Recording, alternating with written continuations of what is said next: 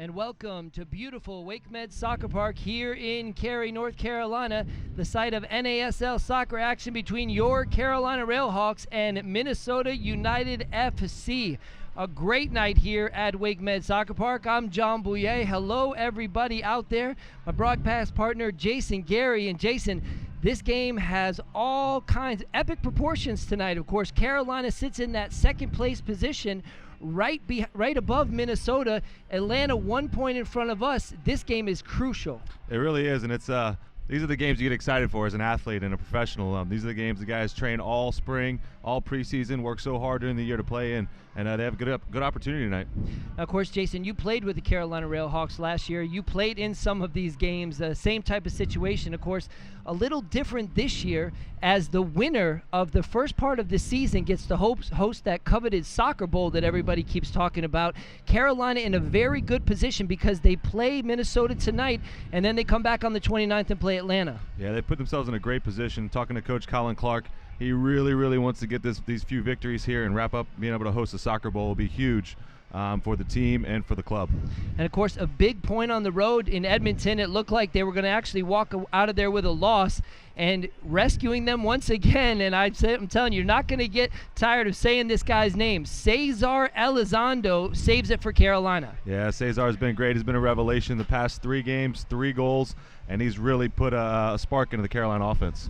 And some injuries that we're going to tell you a little bit about tonight. Julius James, who has been so solid in the back for Carolina, Jason.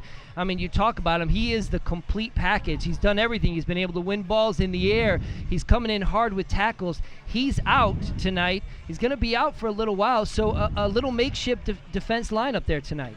Yeah, Julius is a very experienced player, played in MLS for a long time. He does a great job organizing the back line. So we'll see how they do with Rukovic back there. Hopefully he can start a good partnership back there. So Rukovic and Hamilton, of course, in the center, and then Jordan Gray, who's been out for a little while. Such a talented player on the outside, played at UNC. Really, he's been having a great season for Carolina, got injured, but you talk about some of the players that Carolina was able to bring in during that time. I mean, very talented players. Even Floyd Franks, who plays in the midfield, was able to go back and play that right back spot. Yeah, getting Jordan Gray back is going to help him a lot. He's so athletic up and down that right-hand side. When the RailHawks are at their best, he's getting up and down the right wing and getting crosses in the box. Of course, Minnesota United FC, a lot of acquisitions in the offseason to really bring a special group of people on the stage. And, you talk about 2 of them, and 2 of them, the reason why we know their names so well is because they used to ply their trade right here in Cary, North Carolina at WakeMed Soccer Park. You had the opportunity to play with both Pablo Campos and Etienne Barbara. Yeah, they're both great finishers. They're capable of scoring a lot of goals in a short period of time. So the RailHawks are going to have to be very careful tonight and make sure they know where Campos is, since he's starting at all times. And kind of anchoring the back is Altman. He's been there for a long time, and he's a great defender there in the center of defense. So Etienne's been injured, so he is not getting the start tonight from what we hear from Coach Manny Lagos. And it's interesting, though. He's one of those players, you bring him in off the bench around the 70th, 80th minute. I mean, he's like one of those players for us, like a Cesar Elizondo.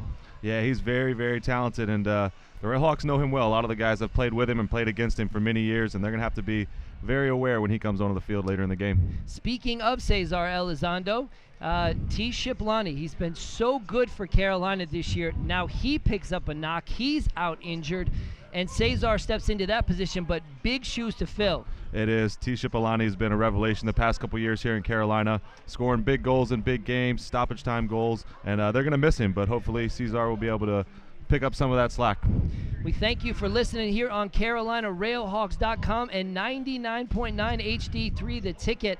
I'm John Bouye, Jason Gary, and also Jason Schrader in the booth here for what seems to be a great night of soccer. And, the implications, we talked to some of the players, talked to the RailHawks players. We had a chance to catch up with a couple guys from Minnesota. I know you've had a chance to play with some of these guys. I mean, how do you get ready for a game like this? Do you need to get ready for a game, or is it just the energy is just in there? Yeah, the energy is just there. If you have to get yourself excited for a game like this, then you're probably in the wrong profession. So these guys will be ready to go. They've been through big games before, but these are the games that you train all year for. These are the games that you really want to play in. And of course, making substitutions in the back. One thing we've talked about with Carolina this year, they've been so strong in the back four. And Paul Hamilton, a great acquisition from FC Edmonton, coming here to Carolina. He had a concussion for a little while. He had to come out. But we talked about Kevin Rukovich. Kevin Rukovich is going to take over that spot tonight. Of course, him and Paul Hamilton in the middle, they are going to have to be solid. Yeah, they're going to have to be on the same page. And Paul Hamilton, both are experienced players, but Paul Hamilton's played in this league for a long time, and he's going to be able to get them organized, I think. But that is the key. If they can handle Campos up top, and when Barbara comes in the game, I think they'll do well. And we are just minutes to get underway here at Wake Med Soccer Park. Want to thank the best crew in the business. Matt McCullough, our director tonight, Michael Crow on audio and graphics, Nelson Hurst on replay, Jimmy Gandolfini, Dave Pond, and John Leggett. And I just got played on that one. We want to thank you guys, best crew in the business. Our rest in peace to James Gandolfini here at Wake Med Soccer Park. Goodness gracious. The teams are in the tunnel. They're getting ready to come out. And, Jason, what do you think? I mean, Carolina's been playing a great brand of soccer out there. That partnership between Franks and Millington in the midfield has been solid for them. They have. They've really developed over the first few months of the season. And if the Carolina RailHawks are going to have success tonight, they're going to have to win the middle of the midfield. And then you go up the field a little bit, and Brian Shriver and Zach Shalowski have really formed a good combination up top. And if you could bring Cesar into that and Austin Deleuze from the left, they'll be very dangerous tonight. And just from one forward to another, a lot of people say, Shalowski, he should be scoring more goals. He needs to do more on the field. But it just seems like he has that work rate, that effort out on the field. Every time he steps out on that field, he does so many little things, Jason. Talk about some of the little things that he does for a team. He really does. And the little things that he does, running down loose balls, combining, getting in on tackles, making it very difficult for the defenders to get the ball out of the back. Those don't really show up in the box score, but they're very important. And the guys on the field and the coaches, they really appreciate it. And some of the knowledgeable fans appreciate the work rate he puts in. And what he does with his work rate is create a ton of chances for other guys, for Shriver, for Cesar, for Austin Deleuze, and guys coming through the midfield. So very underrated player, and he's done very well this season. So we talked about no Shiplani tonight. Does that change the game plan for Coach Colin Clark out there? I mean, they've used Shiplani on the outside to really just take on defenders one-on-one and try to get around them and then get the crosses in the box. Is that the type of player Elizondo is? I think Elizondo's going to look to come inside a little bit more and combine with the other two forwards and some of the center midfielders. Doesn't have the straight line speed that Ty Shiplani does. Not many people in the world do. Who does, so, right, Jason? Yeah, I wish I did.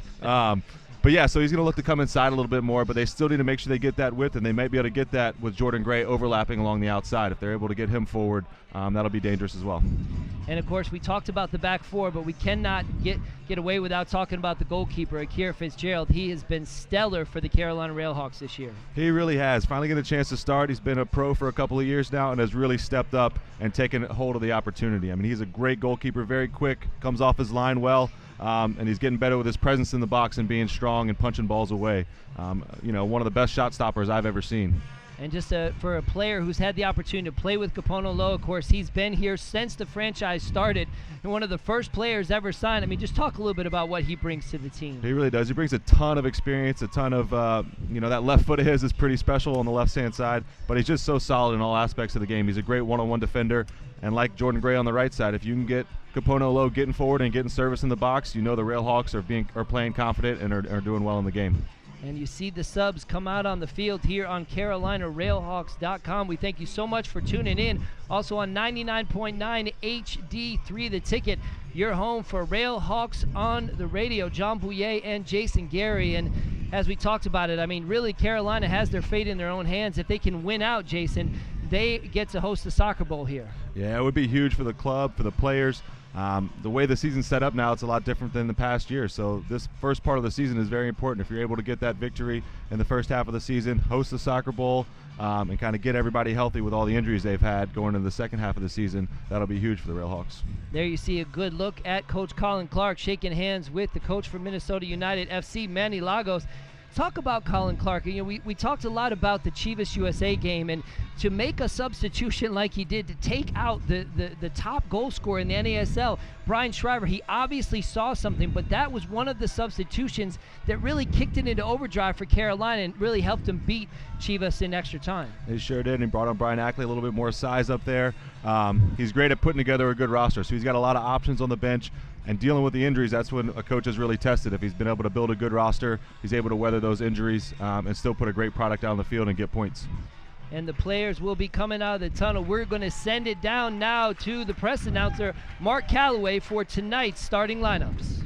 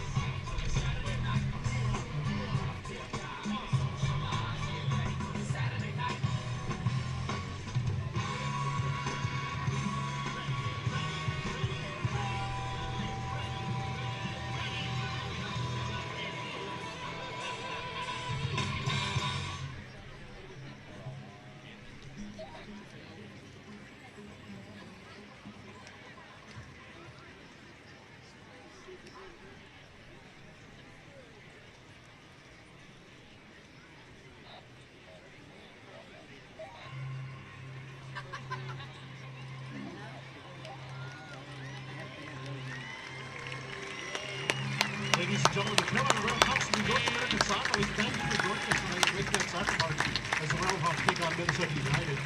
Throughout the 2013 season, you'll see great family-friendly entertainment here at WakeMed Soccer Park. For more information about the RailHawks and the 2013 North American Soccer League season, visit CarolinaRailHawks.com or Nationals.com.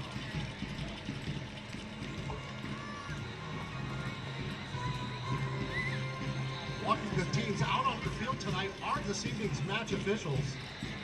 In the middle tonight, please welcome referee Jeff Gamble. Assistant referee Bill Dittmar. Assistant referee Tyler McCauley.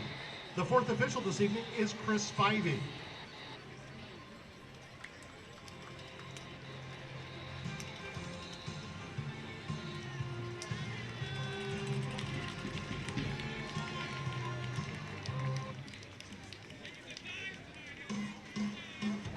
Now let's meet the starting lineup for tonight's opponent, Minnesota United FC. Please welcome their captain, number 16, Kyle Altman. In goal tonight for Minnesota, number 30, Matt Van Opel. Number 2, Justin Davis. Number 14, Brian Coleman. Number 3, Cristiano Diaz. Number 13, Kentaro Takata. Number 17 for Minnesota, Brian Arguez. Number 23, Miguel Ibarra. Number 7, Simone Bracalello. Number 11 for Minnesota, Max Griffin. And up top tonight for Minnesota, number 9, Pablo Campos. Minnesota United is led by head coach Manny Lagos. Hey, we got to get back into the locker room. All right, fans, let's get on your feet and make some noise, Orange Nation, as we meet the starting lineup for your Carolina RailHawks. Your captain tonight, number 0, please welcome midfielder Floyd Franks. In goal tonight, number 1, Akira Fitzgerald. Defender number 17, Jordan Gray. Defender number 5, Paul Hamilton. Defender number 16, Kevin Rudkevich.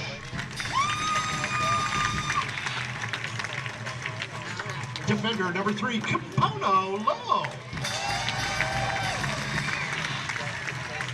In the middle of the park tonight, wearing number 6, please welcome Austin Duluth.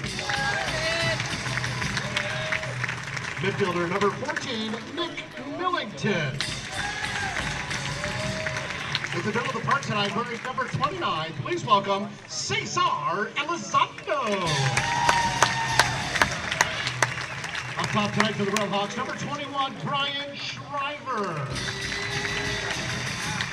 Also up top tonight for the RailHawks, number 22, Zach Shalowski. Your Carolina RailHawks are led by head coach Colin Clark. Let's hear it for Orange. Let's hear it for your Carolina RailHawks.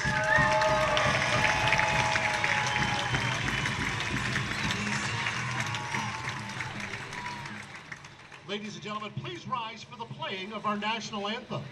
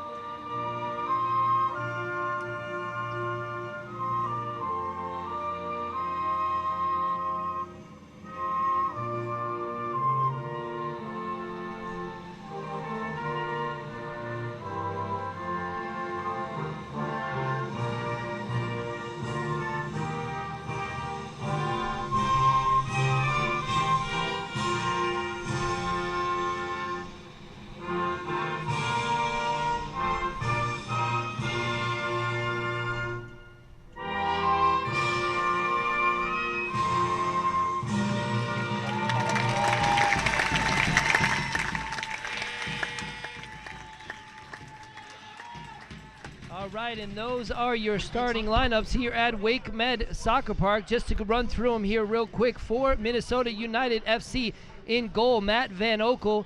Defensive-wise, Justin Davis, Kyle Altman, Brian Coleman, and Cristiano Diaz. In the midfield, Takada, Brian Arguez, Miguel Ibarra, and then, of course, Simon Bracalello, Pablo Campos, and Max Griffin. A great lineup here on the road for Minnesota. Yeah, some talented players, some experienced players, and they're going to be a handful tonight for the RailHawks. And for your Carolina RailHawks, Akira Fitzgerald in goal, Jordan Gray on the outside, Paul Hamilton, and Kevin Rukovich in the middle for Carolina. On the outside, Capono Lowe, Austin Deleuze, Floyd Franks, Nick Millington, and Cesar Elizondo. And then, of course, Brian Shriver and Zach Shalowski. A strong, strong lineup here for your Carolina RailHawks.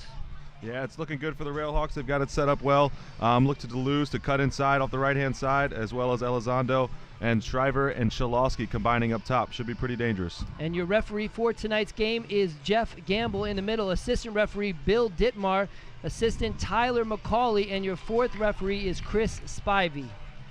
And we are just about ready to get underway here at Wake Med Soccer Park. You see the Carolina RailHawks taking that picture before the game. That's always a fun feeling there. You're getting ready to get there on the field. Yeah, they're getting ready to go, getting focused. Those last little preparations before the game gets kicked off.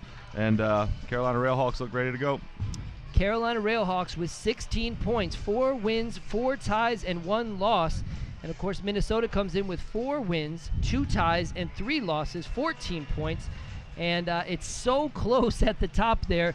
Really, one tie here, a loss here could really change things up. It really could, and Colin Clark was a little disappointed. They haven't been able to get a win on the road, but they've got some great ties and trying to finish out the season strong. Of course, all that awaits Carolina in the middle of the week is a U.S. Open Cup trip to Real Salt Lake of the MLS. And you know, you talked about some of the injuries that are already hampering the team, and then come back here and play Atlanta on the 29th. Yeah, it's a tough week for the Carolina RailHawks, but if they take care of business, go and take care of business here tonight, then they'll get a good trip out in the U.S. Open Cup in Salt Lake, and then hopefully get ready, get some guys some rest, and come back on Saturday night against Atlanta. You know, it seemed that Carolina had difficulties last year putting the ball in the back of the net. This year, it's been a little different. It has. I think the partnership between Shriver and Zach Shalowski has started to blossom a little bit. They're really working off each other and creating more chances this year. As the referee looks at his whistle, we are underway here at Wake Med Soccer Park. We thank you for listening on CarolinaRailHawks.com. And, of course, 99.9 HD3 The Ticket, your home for RailHawks on the radio. And, of course, we want to welcome all the Minnesota United FC fans as well listening on CarolinaRailHawks.com. Nick Millington controls for Carolina, plays the ball back to Jordan Gray, and they are certainly happy to have him back, Jason. Yeah, they really are. He's going to give a good shift down there on the right-hand side. He's very athletic, and if he's able to get forward, it'll be good for the RailHawks tonight. See Diaz step in and take that ball away. Here's Franks, though, controls for Carolina right in the middle of the field. DeLuce tries to curl in, loses it. But once again, Jordan Gray takes it back. Here's Austin DeLuce, plays the ball inside to Millington. He's got him on the outside. There's the speed of Shriver. Can he get around him? Way to get back there for Kyle Altman. He plays the ball back into Gray. He loses it. Millington recovers. The referee says play on. I don't know how that one didn't get called, Jason. Yeah, that was interesting right there. But the good sign for the RailHawks is Jordan Gray is already up in the opposing half of the field, trying to push forward and see if he can get some crosses in here. Here's Gray once again. Just talked about him. Plays the ball back into Franks. Lays it back out to Gray. Capono Low wide open on this side. Here's Rukovic. And Rukovic plays it back to Low. Cesar Elizondo. We call him lightning in a bottle up here, and he certainly is. Every time he touches the ball, taking on Takada, trying to get around Takada. Takada stays in front of him. Elizondo plays the ball in and cleared away only as far as Rukovic. You see the difference there with Elizondo. He's looking to come inside and combine with people instead of just staying down the outside and trying to get crosses in. A little bit different from the way Tisha Polani plays. Campos on the ball, so composed on the ball. He's got numbers. He had Bracalello on the inside. He played it too far in front of him. Here come the Carolina RailHawks at midfield. Austin DeLuce plays the ball into Schalowski. He's got Shriver if he can stay on side. Schalowski loses it. He did have Shriver on the outside. Ball played back to Arguez. Diaz is just going to play this one to Van Oekel, and we talked about goalkeepers. Van Oekel's had a good season for Minnesota. He's got some competition. Daryl Sattler that came in this year from Minnesota, but Van Oekel has been able to win that starting job, and he's been doing a good job. Yeah, he's played his whole career in Minnesota and has won the starting job back, and he's a formidable goalkeeper. He's got great size. He's a good ball. Hamilton finds Schalowski, and a great defensive play there by Brian Coleman. Otherwise, Schalowski is in alone on Van Oekel. Yeah, Schalowski was licking his chops there for that one. Great defensive play, though, there by Coleman. Franks looks to play this one through to DeLuce.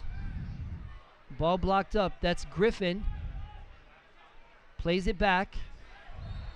And Franks just pulls him down there. He's going to get the free kick. Minnesota out of the outside. Here's Takada. Plays the ball back. That's Ibarra. Ibarra on the outside plays to Coleman. High pressure from Elizondo. Ibarra gets the ball back. Plays it to Takada. Plays it through to Bracalello. He takes a shot, and it's a goal for Minnesota United FC early on. It's a fantastic finish. Fantastic finish. Good work on the right-hand side here. And it looks like some sort of celebration there for Interesting Bracalello. celebration. Not sure exactly what happened there. And it looks like Bracalello used the defender to screen Fitzgerald on this one.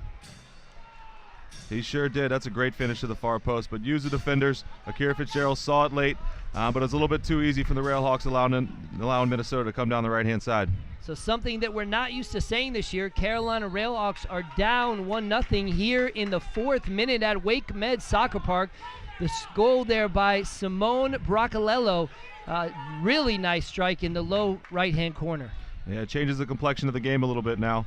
Minnesota has their goal, and now it's up to the RailHawks to attack. Here's DeLuce. Gray on the overlap.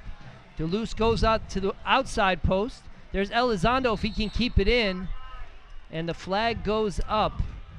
And just like that, Minnesota is on the board on the road here at Wake Med Soccer Park. It really is a dream start for Minnesota. They get an early goal. Now they can sit back a little bit if they choose to and absorb some pressure and try to catch Carolina out on the break. It's a very unfortunate goal for the Carolina RailHawks to give up this early in the game. And it really started with some good passing from Minnesota right outside the 18. A couple nice one-touch passes, laid it into the path of Bracalello, and he used that defender on the left-hand side. Yeah, Bracalello did a great job. That's the only place he probably would have scored, is low to the far post on that goal. It was a great strike, but the Carolina RailHawks need to be a little bit tighter. That was about 20 yards from goal. Here's DeLuce. Plays it out in the middle to Franks. He's got Low on the outside. They want to move this ball quick. And Franks escapes, plays it to Low. And Arguez blocks this one out for a throw, and this will be Coleman on the outside. Takes the throw and looks for the target man, Pablo Campos. Hamilton just got into the back of him. He did. Campos is very good at using his body and positioning himself either where he's winning the ball or the defender's forced to foul him. The RailHawks got to be a little bit careful about giving up a lot of free kicks in this game, though, because they've got some dangerous people on set pieces. So here's Bracalello over the ball. He's got Coleman on the outside, and you see Diaz come up from the defensive position all the way at the top of the 18, marked by Jordan Gray. Here's the kick. Long ball played in, over the top. Jordan Gray loses it, and Hamilton has to clear that one. A little miscommunication back there. Yeah, alert play by Hamilton, though, to sense the danger and clear the ball out. Drop down in the box is dangerous. All the way back to Altman. Plays it to Takada. Finds Ibarra. Nice one-touch passing here from Minnesota. Diaz. On the outside, Davis is going to play this all the way back to his goalkeeper, Van Okel. And as you said, Minnesota can sit back a little bit after they scored that goal, but it doesn't seem like they're doing that. They're putting the pressure on Carolina. Yeah, they're seeing if they can steal another goal here, but I think at some point in the game they'll drop back into a little bit more of a defensive shell. But they've had the run of the play so far. Here's Hamilton for Carolina. On the outside to Jordan Gray. Gray finds space. There's DeLuce. Shriver being marked well on the outside. It goes through the middle. Here's Elizondo if he can get around him. And good work, great vision from Carolina, but some good defensive work as well. Yeah, great ball by Austin DeLuce to slip Elizondo in. That situation, he'd probably like to have that one back. Either take a shot or get a cross in. Touch went a little bit too far, but good pressure there by Altman. And you talked about Elizondo, where he's not just going to stay on one side of the field. He's pretty much going to float and play anywhere he possibly can tonight. Yeah, and it makes him dangerous, makes him difficult to defend. He started out on the left here, got all the way to the right-hand side for a chance. Here's the goal kick by Van Okel. DeLuce wins the header only as far as Diaz. Shriver plays in Shalowski. Shalowski gets the ball taken away, but only as far as Franks. Here comes Franks. He's got Shriver on the outside. Franks tries to play it in, and that will be a corner kick for the Carolina RailHawks. Yeah, well done by Floyd Franks, taking the initiative, getting across it. There's a short corner here.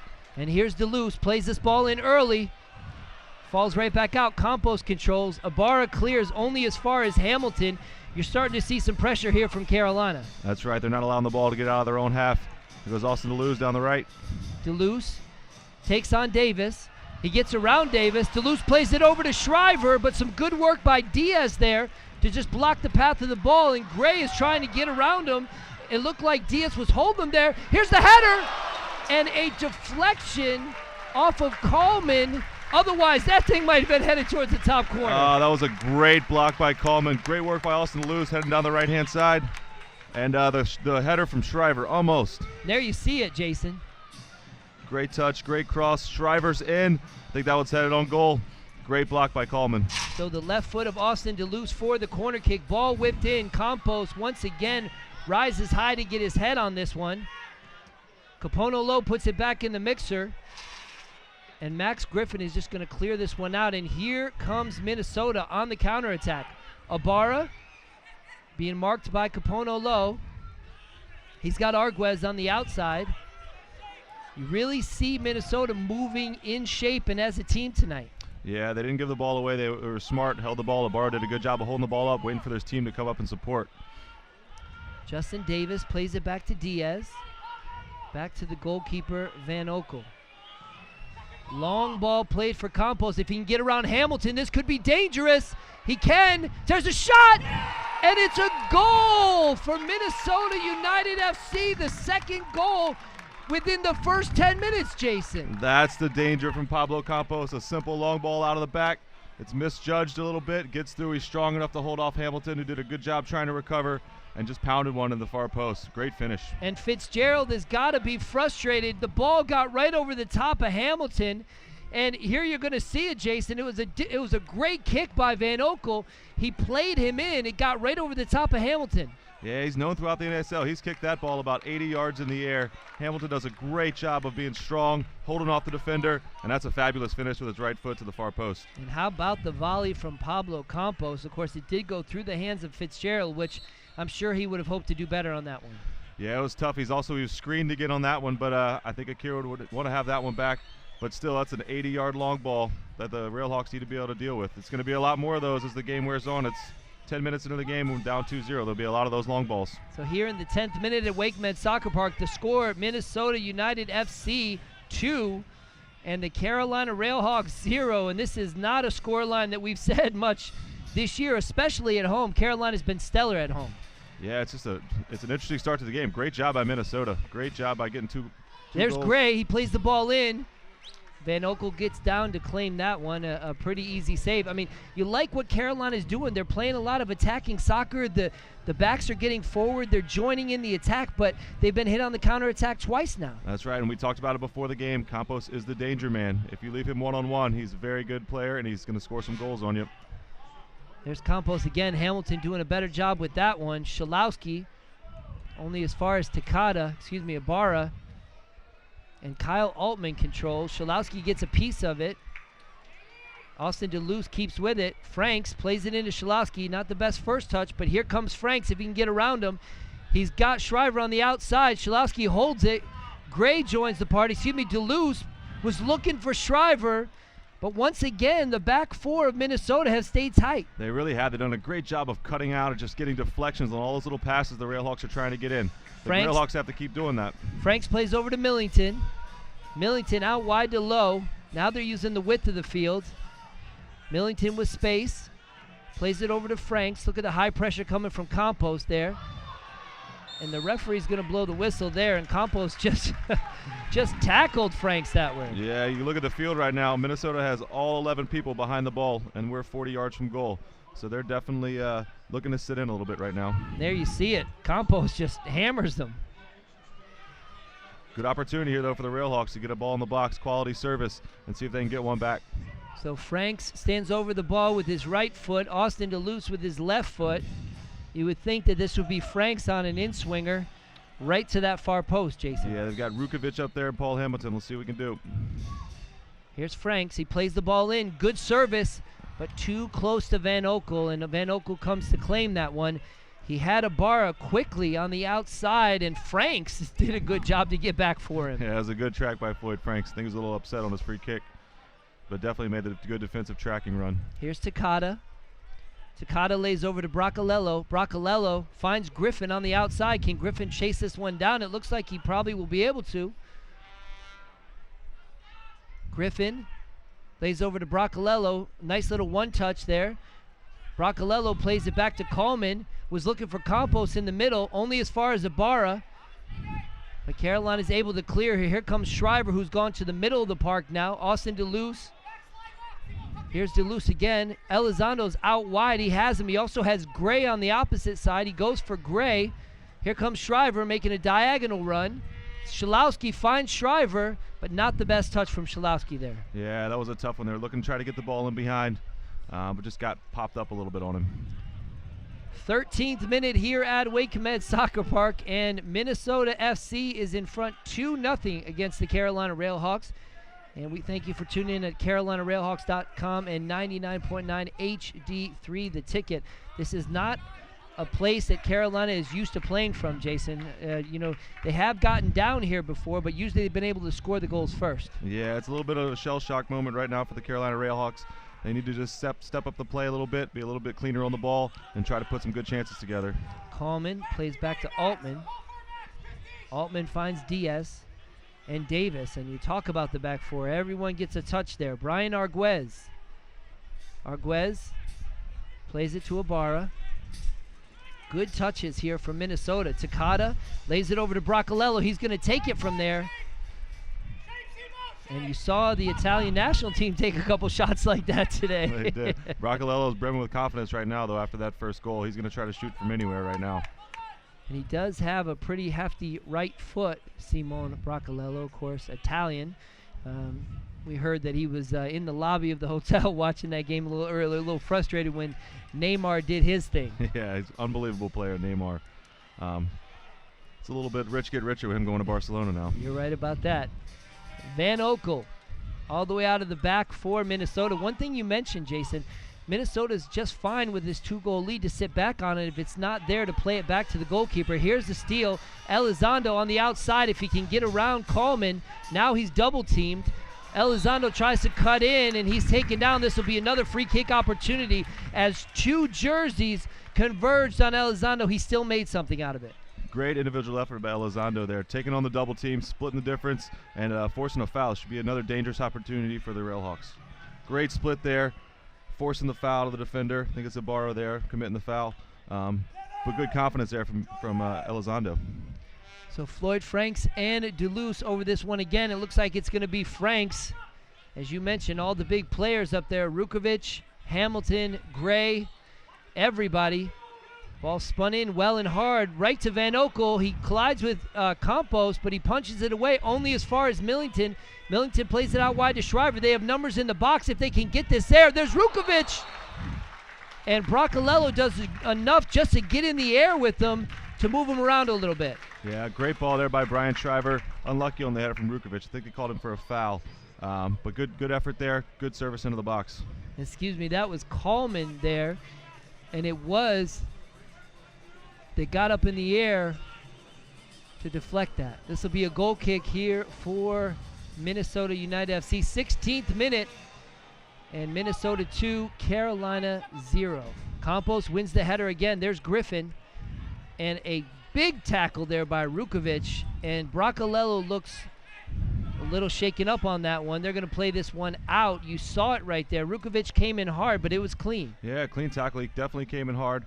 Might have got a little after effects there from the hard challenge by Rukovic. Of course, a 50-50 ball like that. Bracalello looks to be up and okay. Good Scottish challenge there, Don. And Rukovic, another great pickup. Of course, probably Greg Shields on that one. Yeah, that's not a foul in Scotland. Show of sportsmanship there as Coleman plays it back to Rukovic, who plays it back to Fitzgerald. And we are back to live action. Hamilton lays it over to Rukovic. You see the high pressure coming from Minnesota now, and it almost pays off. A ball that was really just kind of played half-heartedly back to Fitzgerald, and Campos almost caught it. Yeah, Franks needs a little more power on that one. Here's Elizondo on the outside, though. Just Coleman to beat. Can he beat Coleman? He cuts into the middle. He plays it to Schalowski. He's got Duluth on the outside, but he can't get it to him. Once again, that smothering Minnesota defense, Jason. Yeah, they're collapsing. Anytime the ball gets played into Shriver or Schalowski, they're collapsing in on him very quickly. Here's Ibarra on the counterattack. They've been beaten twice this way already. Griffin on the outside. Capono Low holds his ground. And the flag comes up as Griffin got his arm right around the back of Low. Great defending there by Capono Low. Didn't dive in on the fakes. Elizondo one-on-one against Arguez. And Griffin's going to come back and get this one. This will be a throw-in here for the Carolina RailHawks. What are you seeing so far out there from Carolina? I mean, obviously the two counterattack goals, Jason, but they seem to be doing okay on the offensive side of the ball. Yeah, offensively, they're passing the ball, moving. Need to be a little bit cleaner on the passing, giving away too many balls in the midfield, and Minnesota's overloading the midfield a little bit on them. Here's Campos. He's got Takada on the outside. Campos, such a great turner on the ball. Composed. He plays it out wide to Bracalello. Bracalello lays it back. Minnesota holds on to possession here. Arguez lays it back into the path. That was Davis. Here's Coleman on the outside. Coleman plays to Takada. Griffin. Low marking Griffin. Griffin just plays it back to Ibarra. More space here for Minnesota. Bracalello tries to get around him. And Coleman, this will be a throw-in here for Carolina, but it seems like the one-touch passing from Minnesota is causing Carolina some problems. It is. Carolina's been a half step late on a lot of these combinations, but Rukovic did a much better job that time, stepping up, not allowing the easy pass in. Elizondo loses it for Carolina. Here's Franks. Going to play it out wide to Jordan Gray. Carolina's going to get things started on the opposite side of the field. Here's Duluth. Gray making a nice run from his back position. Plays the ball to Schalowski. Schalowski loses it, but Millington is able to recover for Carolina to keep possession. Gray is still up there. Got to be careful to stay on sides. He finds Capono Low on the outside. Nobody checking to the ball for the front, though, so he has to play it back to Franks.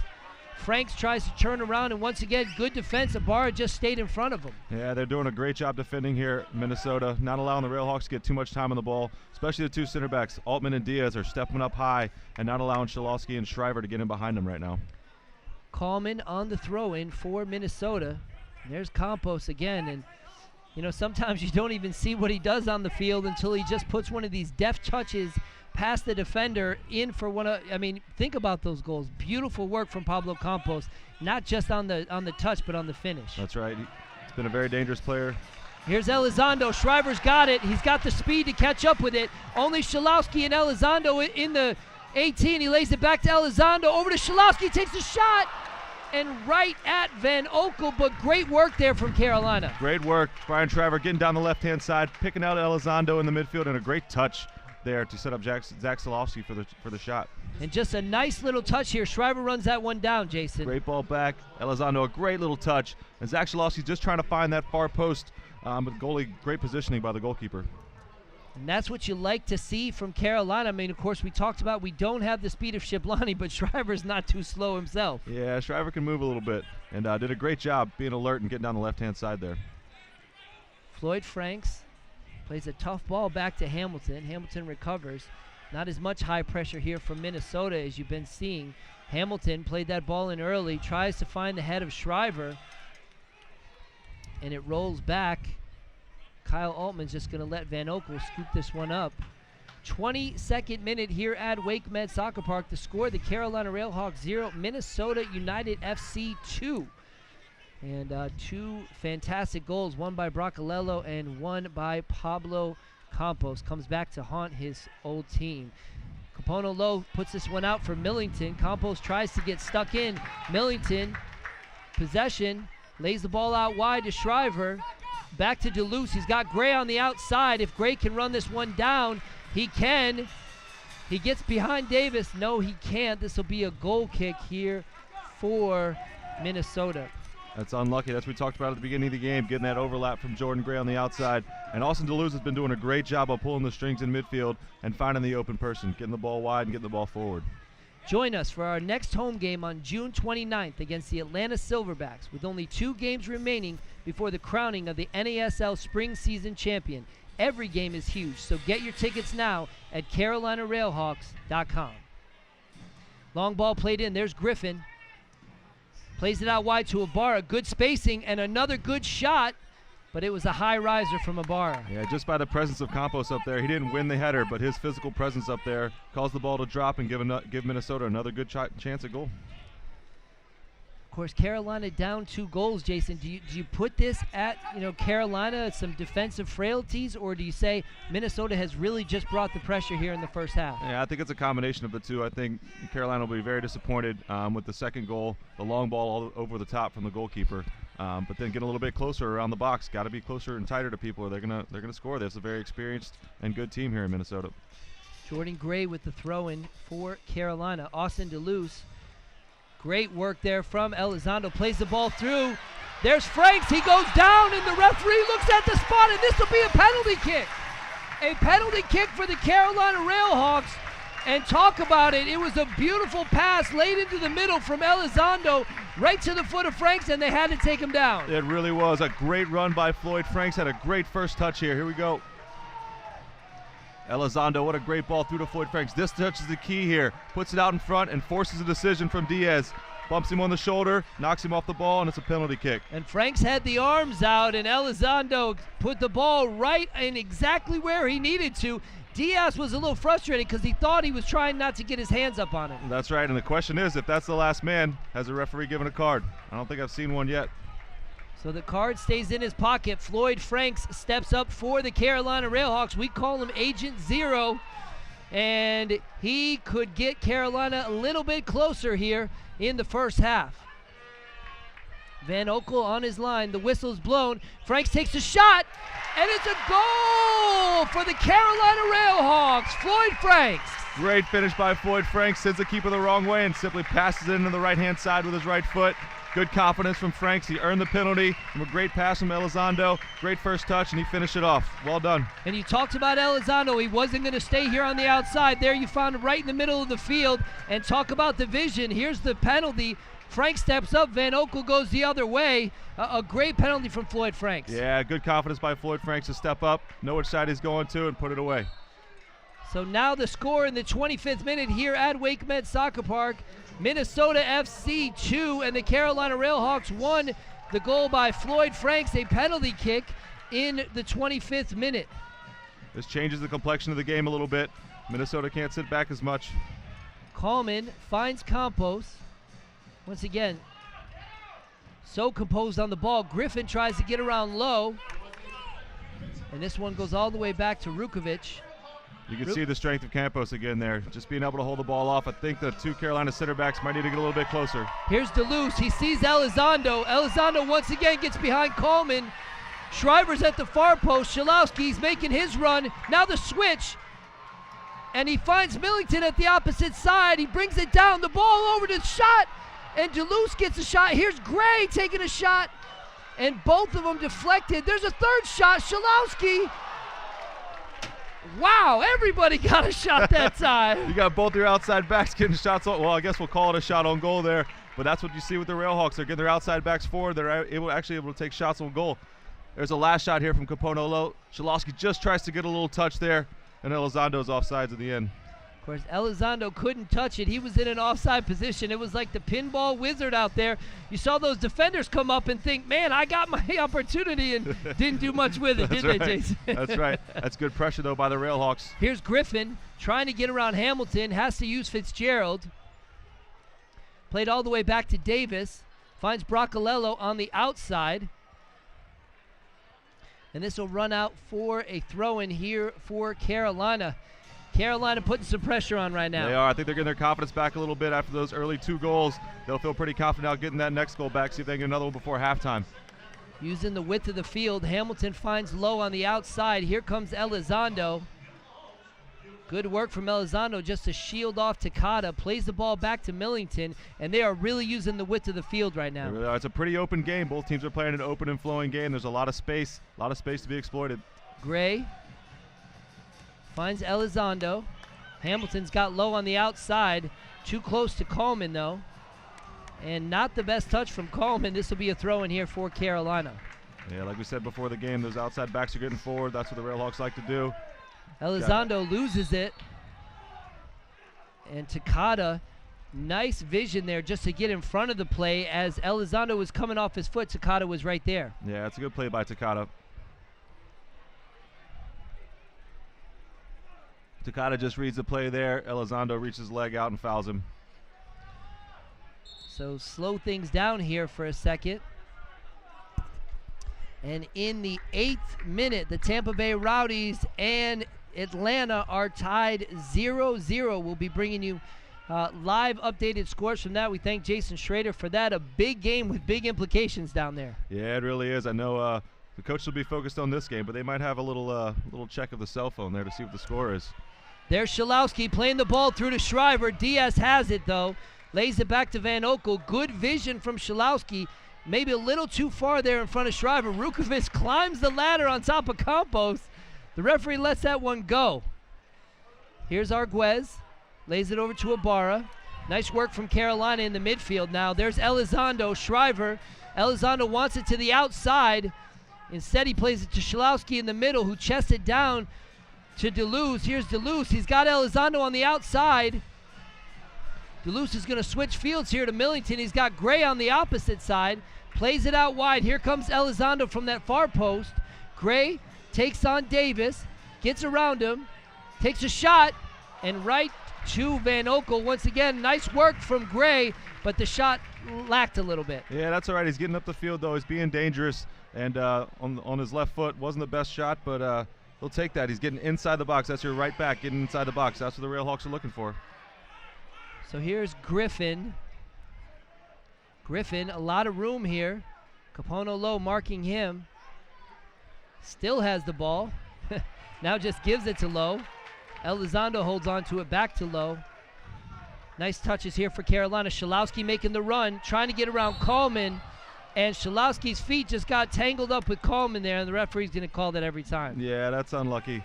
Unlucky for Schalowski there. Feet got tangled up, but it's a good look trying to move the ball to the back from Capono low, getting dangerous, getting it behind him instead of playing everything in front of the Minnesota back four.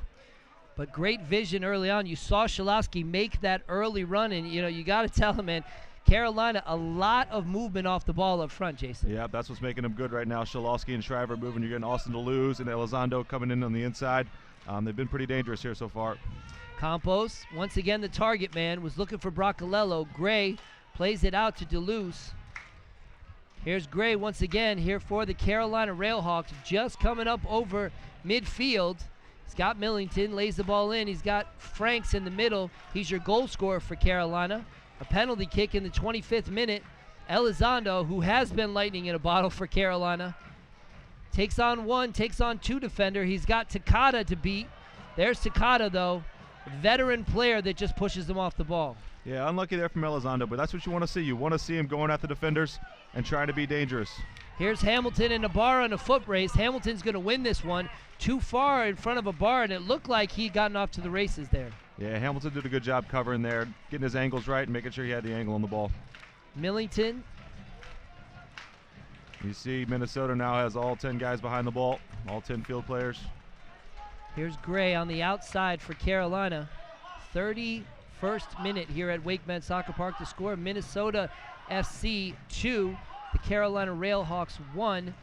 Goals by Bracalello and Campos for Minnesota in the first 10 minutes of the game, and then Carolina in the 25th minute, Floyd Franks on a penalty kick after he was brought down. Here's DeLuz.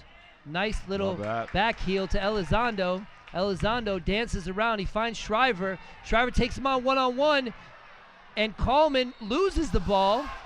And they say that Shriver got tangled up with Coleman again. It'll be a free kick. Yeah, that's unlucky there. Brian Shriver getting in the box, trying to be dangerous. They had Austin DeLuz on the outside, but you don't mind him going at the defender there, trying to get a shot on goal. Unlucky. Kick off Independence Week off right by coming to the RailHawks' second annual pig picking before our game with the Atlanta Silverbacks on June 29th. Barbecue, beer, and live music will make this event you don't want to miss. Go to CarolinaRailHawks.com to get your tickets today. Van Okel with the goal kick, looking for the head of Campos. He bumps with Rukovic, so Campos wins this one over to Griffin, and he is going to get the free kick after he gives the referee the please bail me out here on that one. That was an old pro trick right there. Campos wins a free kick, but he's been a handful all night. He's a dangerous player. This is another dangerous free kick opportunity for the Minnesota, bringing Diaz up from the back and Altman bringing the big guys up. So here you see Simone Bracalello stand over this one with the right foot. Ibarra waits in a square pass right there at the top of the 18 with no one marking him. And then, as you mentioned, all the big boys from the back are going to make their way up for Minnesota. Referee sets the wall, blows the whistle. Here's Bracalello, takes a shot. Hamilton does the work. Only as far as Ibarra heads it back into the path of Campos to flick it on. There's a shot, and it hits the post. Bracalello volleyed the ball right over his shoulder, and it hit the post. What a play. An unbelievable effort by Bracalello. The overhead bicycle kick. What an opportunity. Hit the crossbar. And once again, it started with a deft touch from Pablo Campos, headed it right over the defense into the path of Bracalello. Really did. That's such a great effort. That's so hard to pull off and off the crossbar. He'll be disappointed that one didn't go in, but gave the fans here a sure delight there. So Millington controls for Carolina. Now it's Elizondo. Capono Low made the run.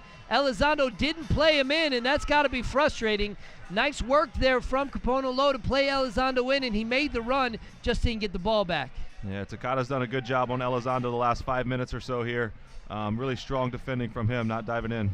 Davis, but Gray steals that from him, and here come the RailHawks. Schalowski on the outside. They have Gray and Shriver. Schalowski takes it on, tries to play the ball to Shriver, and not on the same page. Yeah, a little miscommunication there. Zach Schalowski thought Shriver wanted the ball at his feet, and Shriver was looking to get in behind. That's a tough one there. Ball played through the middle. There's Campos again. Rukovic is in trouble. Hamilton gets back on Campos. Griffin holds the ball, holds it up for him. There's Bracalello. More pressure here from Minnesota, and somehow Carolina weathers the storm. Much better team defending, but once again, Campos gets in on the left-hand side free. They've got to do a better job of taking care of that, but good team defending, though. Once the play was stopped, Rukovic did a good job to get back and disrupt the play, and Hamilton recovered well. Rukovic plays the ball out wide to Capono low, and there's that ball again, and they're starting to pick up on this a little bit. Kyle Altman read that play as Shalowski made the diagonal run to the outside. High pressure here from Carolina. They lose it, though. Ibarra has space, and is he onside?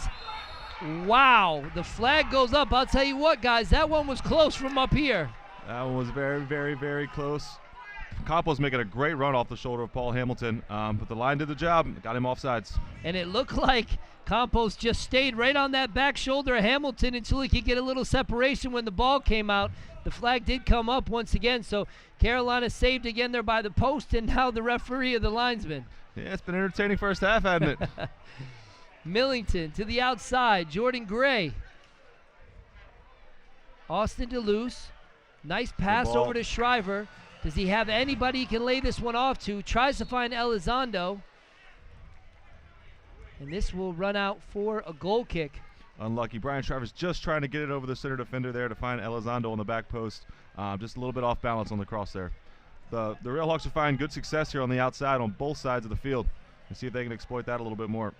36th minute here at Wake Med Soccer Park. The score, Minnesota 2, Carolina RailHawks 1.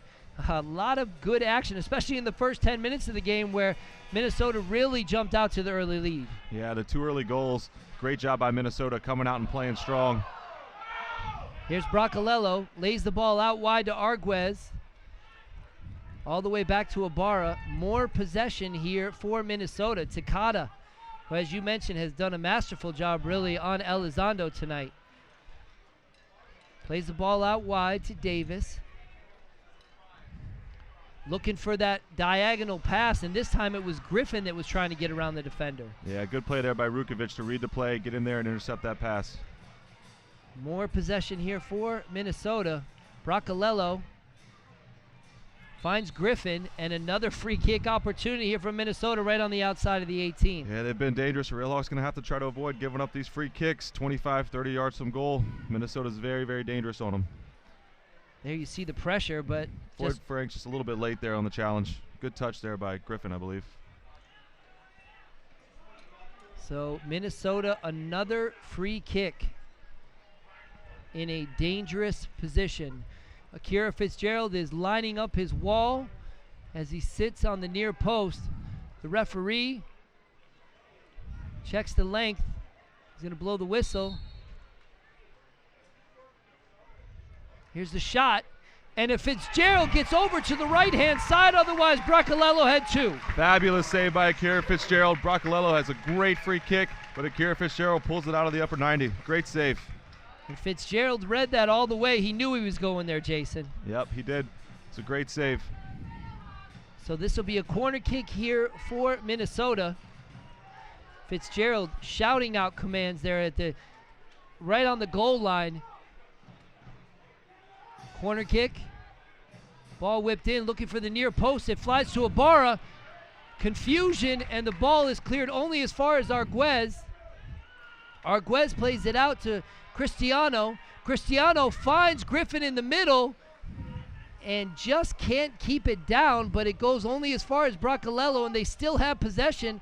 Good work from Bracalello. There's Coleman. He plays the ball in. Hamilton clears for Carolina.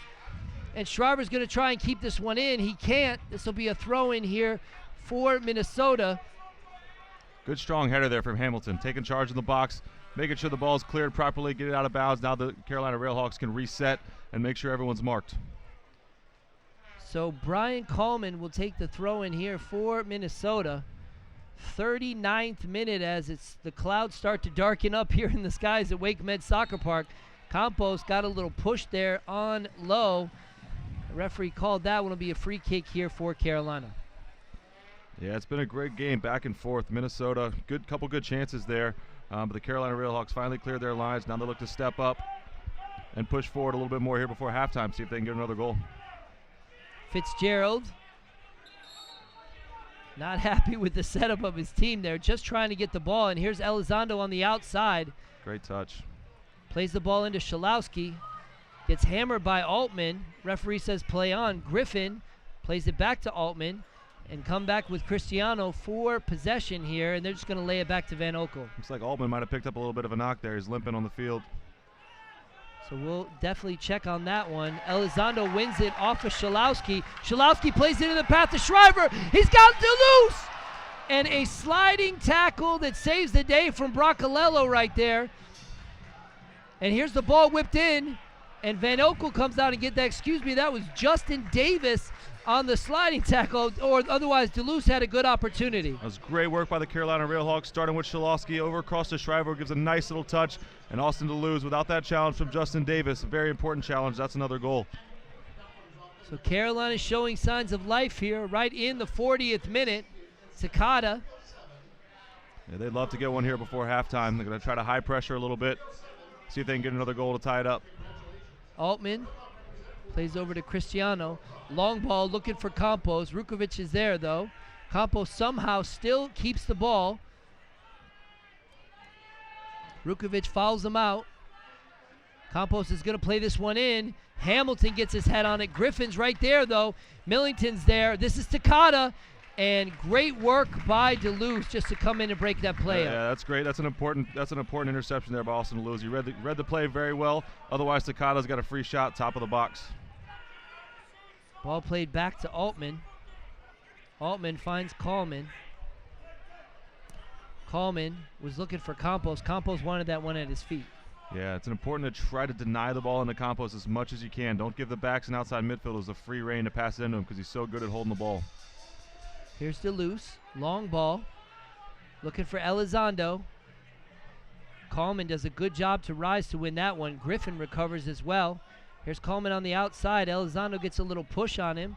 And Rukovic, this one goes off him. This will be a throw-in here for Minnesota once again. And, you know, this game is really being fought in the midfield right now. Who would you say is winning that fight right now? You know, it's really an even game. The midfield setup is a little bit different.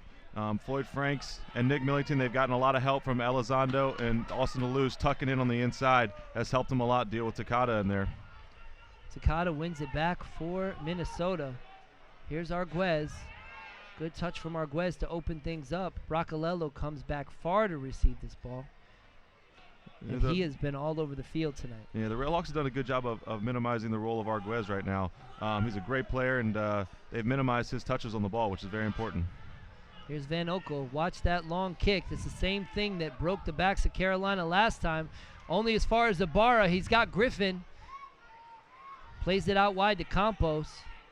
Campos is going to take on not one but two. Loses the ball. Elizondo on the outside. Capono low. Plays it to Elizondo.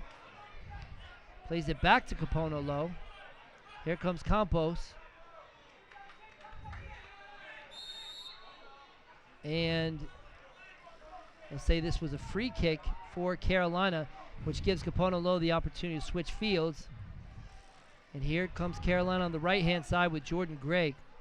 Just approaching midfield. Franks out wide to Gray. As he said, they're using the width of the field well, Jason. Yeah, they really are. It's a big field here at Wake Med Soccer Park, and the Carolina RailHawks are using every inch of it. All the way back to Van Oekel, who's got a thunderous boot back there, doesn't he? Yeah, he really does. He didn't get all of that one, though. But, yeah, he definitely can kick the ball a mile. Here's Duluth. Great touch from Duluth. Yeah, Duluth has been dangerous this half. Very dangerous, sparking the attack for the RailHawks. Schalowski. Here's Millington. He's got some space in front of him. Switches it back to Rukovic. And Millington. Carolina would love to get on even terms back here with Minnesota, but possession has really been in favor of Minnesota. Yeah, kind of a little bit of a lull in the game right here. Both teams feeling each other out. There's Jordan Gray stepping up a little bit more of a high pressure. There's Davis. He loses it. Plays it back to Cristiano. Hamilton heads this one. Millington. Got to be careful. Takada is always lurking there in the midfield. Yeah, he's a great destroyer of the ball there. Done a good job getting in all those spaces, disrupting attacks from the RailHawks. Millington plays it out wide to Rukovic. Rukovic was looking for the run to Shriver. Almost tried to will that run to Shriver, and somehow the ball falls back to Shriver. He's got Schalowski on the far post. If he can stay with it, Shriver does. And a hard shot that was hit looking for that far post. Cristiano almost got his foot on it, deflected into the near post. And I tell you what, that was dangerous. Almost a deflection there, almost an own goal, but Shriver did a great job taking on Altman one-on-one there, getting in the box, being dangerous. So it'll be a corner kick here for the Carolina RailHawks. 45th minute. We'll see we have 2 minutes here of extra time, 2 minutes of stoppage time here at Wake Med Soccer Park. Franks and Duluth discussing what they're going to do here on this corner kick. Franks stands over with the right, Duluth with the left. It might be a short kick as well. They're going to wave it off. Franks whips it in. There's Van Oekel, the big tree, and he just comes out and claims that one. He's a big fellow there. He did a great job. Oh, they got a break here, too. Here's the counterattack. Griffin on the outside. They have Takata and Ibarra if he can find him. Griffin holds it up, plays it over to Bracalello. Minnesota counterattacks with numbers. Was looking for Ibarra. Millington was there to fill the hole, and here come Carolina on the counterattack themselves. Austin Duluth looking for Shriver. Shriver checks to the ball. He's got Elizondo in the middle. Nice work from Elizondo to play it over to Franks. Schalowski's first touch. Elizondo's making the run past Cristiano and takes the shot, and not the best opportunity there. Yeah, I think Schalowski would want that one back. It's not really a strong suit shooting from well outside the box, but the defense was dropping off of him, so you don't mind him having a shot from there. It's pretty deep for Zach Schalowski. Maybe they didn't have many options, though. Maybe a few more combinations. So Van Oekel with the goal kick. And you have to say, Manny Lagos and Minnesota will be happy to go into that locker room, Jason, up a goal here at Wake Med Soccer Park. Yeah, they sure will. That's a dream start they had in the first 10 minutes, getting 2 goals. Game settled down a little bit here, though, and the RailHawks have gotten a little bit better to play here for the last 10 minutes or so. The referee saw something there, called the whistle. It'll be a free kick here for Carolina. They have to hurry this one up. Hamilton plays it out wide to Gray.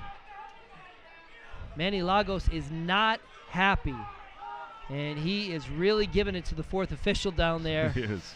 And Manny has to be careful, or his night might be cut short. Yeah, he's not happy about something there. Elizondo. Schalowski makes the run. Elizondo takes a shot. It hits Shriver. And Kallman is just going to clear this one. Bracalello. And that is the end of the first half here at Wake Med Soccer Park, where the score, Minnesota FC 2 and the Carolina RailHawks 1. And, you know, really the game had a little bit of everything. Carolina always starts out so strong at home. They weren't able to get that start, and Minnesota hit them a couple of times. Yeah, it was a little bit of an anomaly there, the start from the Carolina RailHawks, but credit to Minnesota. They came out, put some pressure on, got a couple goals on the counter, and the game's kind of settled in now after the RailHawks penalty, so it should be a great second half, setting up really well. Of course, Pablo Campos plied his trade here at Wake Med Soccer Park and was used in that exact same way, and we're going to be joined by Coach Manny Lagos of Minnesota United FC. Manny, you got to be happy 2-1 here on the road. Well, yeah, I mean, yeah, we're ecstatic at the lead, and going to halftime with the lead. It's been a good game. You know, I think we've had some really good moments, and I think Carolina had some good moments. So it's a soccer game. You know, we got 45 minutes now to reorganize and hopefully play as well as we did in the first half. Yeah, Coach, it's been a great open game. How has Campos helped you up top, holding the ball? Seems to be very, very strong on the ball up there. Yeah, he's been very active. You know, he's been very physical. He's battled for a lot of balls. We've won some second balls, and it's created a lot of good attacks. So, again, you know, both teams have at times really attacked well. You know, we maybe could have had another goal, but like I said, Carolina's played well offensively too. So it's going to be an interesting second half. Well, Bracalello, of course, had a chance to put a third one in, and the only thing that stopped him was the post. Great work, Coach, and good luck in the second half. Thank you very much. All right, that was Manny Lagos from Minnesota United FC, and he's got to be happy. It looks like he wasn't too happy with the 4th official over there, you know, and things there. And you know, we're going to get a chance to talk to Jason Schrader here, also part of the broadcast team. Jason, you know, it was interesting. Carolina doesn't usually go down that early on in the first half, but the first 10 minutes, I'll tell you what, Minnesota came out firing on all cylinders. And that was exactly the start that the RailHawks didn't want with as important of a game as this is right now, and everything on the line for Soccer Bowl coming up next week obviously when we play first place Atlanta, and to go down 2-0 within 10 minutes. And part of that's just going to be down to the fact that, the back line hasn't had a whole lot of time to gel this season due to injuries, suspensions, and maybe some of the communication was lacking, but they were able to get it back with some great work from Cesar Elizondo and Floyd Franks. And Franks did a great job to win the penalty, and obviously you got to like our chances in the second half. Yeah, you certainly do. Of course, Carolina, they let up the 2 goals, but then they're never out of the game, and some great work. The pass from Elizondo that really split the defense of Minnesota, and then Franks gets in and gets pulled down and gets one back. Yeah, and look for that again in the second half as Elizondo may even slide inside more as he's in that sort of T. Shipolani role with Shipolani on the sideline right now. And Elizondo's going to bring that spark. He's going to look to take defenders on and look for that pass. So watch him definitely in the second half. Also, you're probably going to want to watch out for Brian Shriver as he looks like he could go off for a goal at any time tonight. All right, Jason, we thank you so much for everything you do, man, and good luck in the second half, right? Thank you. All right, and that was Jason Schrader, and we'll bring in Jason Gary here. And Jason, I'll tell you what, it's I was almost in shock. I mean, 3 minutes into the game, defensive frailties, a breakdown, and Minnesota's up 1-0 against Carolina. Yeah, it was uncharacteristic really for the RailHawks. Usually start the game so strong, putting the other team on the defensive, and they've done really well to respond here and get a goal back, but definitely a little shell-shocked. I think the partnership of Vukovic and Hamilton hasn't really gelled yet, so they did better through the last 40 minutes, and hopefully the second half is a little bit better. Of course, we want to welcome everybody listening on CarolinaRailHawks.com and 99.9 HD3 The Ticket, your home for Carolina RailHawks soccer on the radio.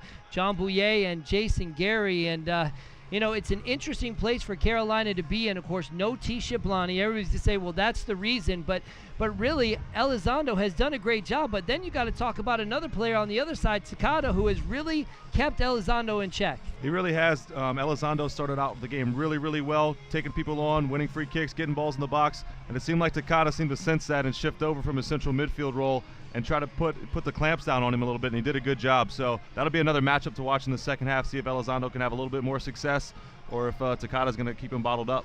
Well, we talked about how important this game really is. Of course, Minnesota just a couple of points down from Carolina in the standings, and a win here could catapult them into second place. And whatever happens with the Atlanta game, what do they need to do in the second half, Jason, to come out and change things up? Yeah, I think the RailHawks, after those first 2 initial goals, responded well. They're going forward. They're playing the attacking style they like. They're just going to have to put a little bit more pressure on them and be a little bit cleaner in the box and on their finishing. As soon as they get that second goal, you can feel that momentum start to turn a little bit. And on Minnesota side, they've done a good job getting the 2 goals. They've got a 1-goal lead. So it's going to be interesting to see how they come in the second half, where they decide to sit back a little bit or continue their game plan of pressing forward. All right, Jason, we're going to ask you to step aside for 1 second here and bring in the president of the Carolina RailHawks, as we always do during halftime. And Kurt Johnson, it's always a pleasure to see you. And usually we're having a chance when we talk to you, we're either up a goal or we're in a good position. And really, Minnesota's played a great brand of soccer in the first half. Yeah, a lot of Route 1 football, but they were very effective. Pablo's obviously a beast up there. We know him well. We didn't defend well at the beginning, but tons of possession, tons of chances both ways. I mean, the fan interactions I had just walking up here to the booth are incredible. I mean, people getting their money's worth tonight. What action. They certainly did. Even in the first 10 minutes of the game, they got their money's worth. You talked about Pablo Campos, of course, such a composed player, an attacking forward that just likes to play with his back to the goal and really create opportunities for other players. This time he created his own opportunity, and what a heck of a goal. Oh, yeah. I mean, he hits the ball so powerfully, and he's such a powerful player in terms of positioning. I was a defender, and he is a bear. I can't even imagine trying to go one-on-one with him. But the reality is our guys got back into it. I thought our defenders did better over the last 35 minutes or so in counteracting that strength and that positioning and that possession that they were getting in dangerous spots. And obviously we're very good going forward. We possessed the ball very well. We had some interplay that was as good as we've had all season in that half. So you know what, just like every other game this year, it's going to come down to who executes in the second half, who defends well, and who takes their chances. And, of course, a very important stretch here for the Carolina RailHawks. After tonight, they make their way to Real Salt Lake, still in the U.S. Open Cup, a huge game there. And then after that game on the 29th, right back here at WakeMed Soccer Park to host, right now in first place, Atlanta. Yeah, and obviously our guys are dialed into this and the next 45 and getting a result here, hopefully getting a win here to position ourselves to be the spring champion. But soon after this game ends, we'll turn our focus to Salt Lake City and look forward to getting out there and playing a very, very good team in Salt Lake. And then down the road, it seems like it's a long way away, but next Saturday, a huge matchup here. Traditional fireworks game, pig picking, live music, and oh, by the way, a small game afterwards. Yeah. And of course, it is the second annual pig picking. A lot of great things going on at the park, and then everybody sticks around for the fireworks. Just a wonderful presentation. Yeah, it's going to be a fun night, and what makes it so meaningful is that the game is going to mean so much. No matter what the results are this evening, win, lose, tie for Atlanta, same for us. I have a feeling that that's going to have a lot of fireworks on the field. Well, and speaking of fireworks, Cesar Elizondo, I mean, you got it. This guy, we call him lightning in a bottle up here. I mean, he has been fantastic since he's come on for the Carolina RailHawks. You got to be proud of what they did against Chivas USA. Absolutely. Cesar's been a great pickup. He's an experienced player. He's very good with the ball at his feet, and he can finish. And there are not a ton of players like that around. He adds to the game every time he's in there. Thought he did well in the first half. Hopefully he can get a goal that'll tie it up and win it for us in the second. Of course, he tied up the game at Edmonton, which really got you that valuable road point, which Absolutely. you needed.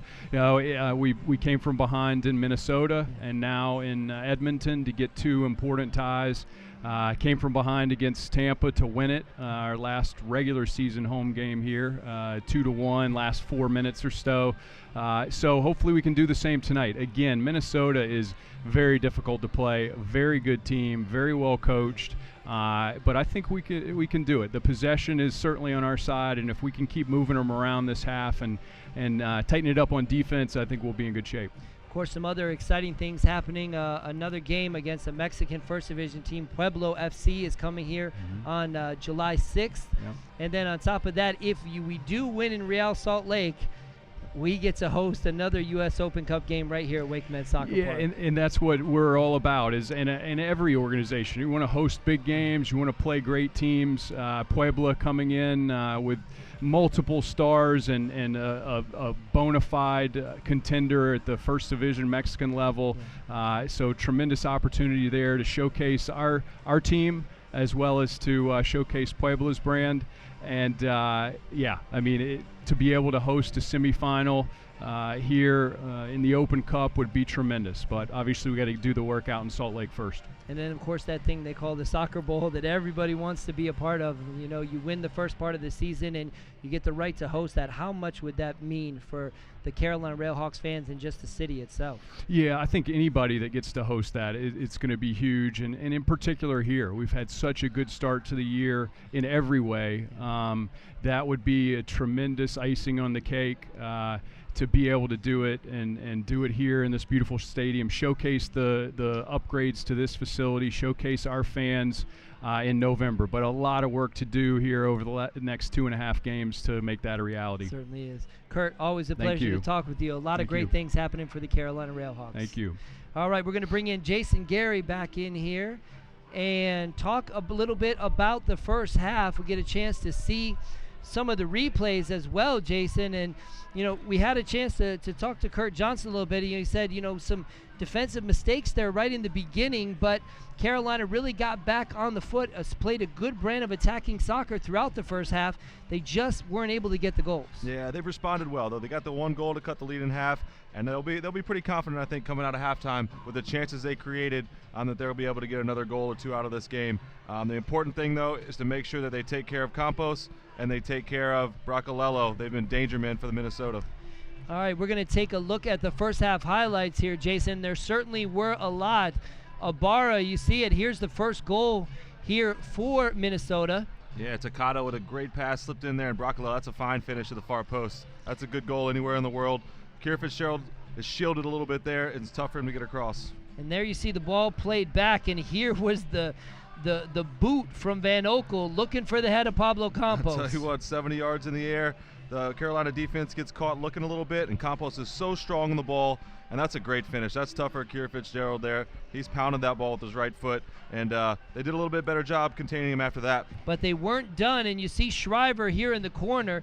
Carolina had a couple of good opportunities in the first half. Yeah, it's a great cutback by Shriver. Great little touch by Elizondo, and Shriver just trying to find that far post. Doesn't get all of it, and simple save by Van Oekel. Here's the goal here.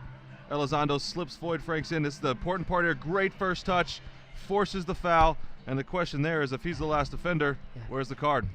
Yeah, and Cristiano was very upset with that. You see Franks and just finishes it in Franks style there. Yeah, great finish by Floyd Franks. Cool, calm, and collected, and finish it well to the right side, sending Van Oekel the wrong way. And of course, that puts us where we are here at halftime at Wake Med Soccer Park. You're going to see a couple more highlights here. That's just a fantastic overhead kick. If that goes in, we're talking SportsCenter top 10. Bracalello with an amazing play, and the RailHawks were fortunate that went off the crossbar. Once again, Campos in the middle of that one. Here's Bracalello's shot. And the second one there, great save by Akira Fitzgerald, pulling the ball outside of the upper 90. Well done. So it could have been 3, maybe 4 if the ball would have bounced a little differently, Jason. I'll tell you what, the fans are getting their money's worth. It's been a great game, back and forth, lots of shots on goal, lots of good attacking play, and that's what you want to see out of both teams. Both teams are approaching the game the right way. So if you're Manny Lagos, how do you play this second half? Do you just continue to attack and expose yourself a little bit, or do you kind of start to lay back here in the second half? I would expect, and we'll see how they come out of the locker room, but I would expect they're going to sit back a little bit more and rely on those long balls and Campos being able to hold the ball up and get into Takata and Ibarra and Bracalello playing off underneath him. I don't think they're going to come out and change their formation much. Now, if you're Colin Clark, you can't sit back. You got to attack. You got to pressure. You're at home here at Wake Med Soccer Park where your record has just been flawless. You got to come out here in the second half. Does he change anything, or does he just keep with what he has and just try to tweak it a little bit? Yeah, I think he's going to keep what he has right now in the first 10 minutes or so of the second half, see how it goes. And he's got good options off the bench. He's got Brian Ackley available to come in the game. He's got Kieran O'Brien, some good attack-minded players. But the RailHawks have created a lot of chances. They just haven't been able to finish many of them, only one with the PK. So if they get there a little bit sharper on their finishing and those balls in the box, I think they'll be fine and they'll get their goal. And Drayson Schrader made a good point, of course, as a defense. Anytime a defender goes out, especially when he's been such a vital piece of the team, there is a little communication issue. There is a little time just to get to know each other and feel each other out, and that's maybe what you saw there in the first couple of minutes. Yeah, that's why you see when coaches, when they make substitutions in games, they're not usually subbing out their defenders. They're not taking central defenders off the field unless there's an injury, because that camaraderie, that communication takes a long time to develop, and it's hard to replace right away. And Julius James, of course, is out for the Carolina RailHawks, as well as T. Shiplani. And boy, you could have used some of his speed on both sides. I mean, Shriver brings you that speed. Elizondo, as you mentioned, is doing a lot of just really going into the middle and becoming that playmaker. But Shiplani on the outside would be beautiful. Yeah, of course. You miss Shiplani. He's a great player. But Elizondo, and especially Austin DeLuz, has done a great job coming in from the right-hand side and playing those balls with his left foot, playing guys in, switching the point of attack. And look for Austin DeLuz to spring a few more breaks for the Carolina RailHawks. So one thing that you've seen from Minnesota, and of course Carolina, as you mentioned, just needs to get a little bit sharper, a little bit crisper with the passing. The one-touch passing from Minnesota in the midfield has really opened up some opportunities. Yeah, they've been very good. When Minnesota's playing that 1- and 2-touch ball, it's very difficult to defend, and it forces the defenders to be a little bit more alert. They can't afford to be late. So we'll see what happens in the second half, how they come out here. And we are now going to be joined by the head coach of the Carolina RailHawks, Colin Clark. And Coach, this is something that usually doesn't happen too often for the Carolina RailHawks to be down like this in the first half.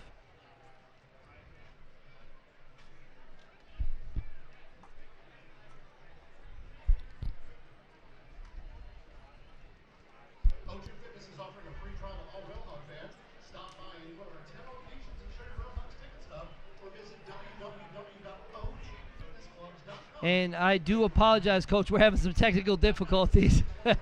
So good luck. Thank you. There we go. There you are, Coach. And you guys got to hear everything that Coach Colin Clark said.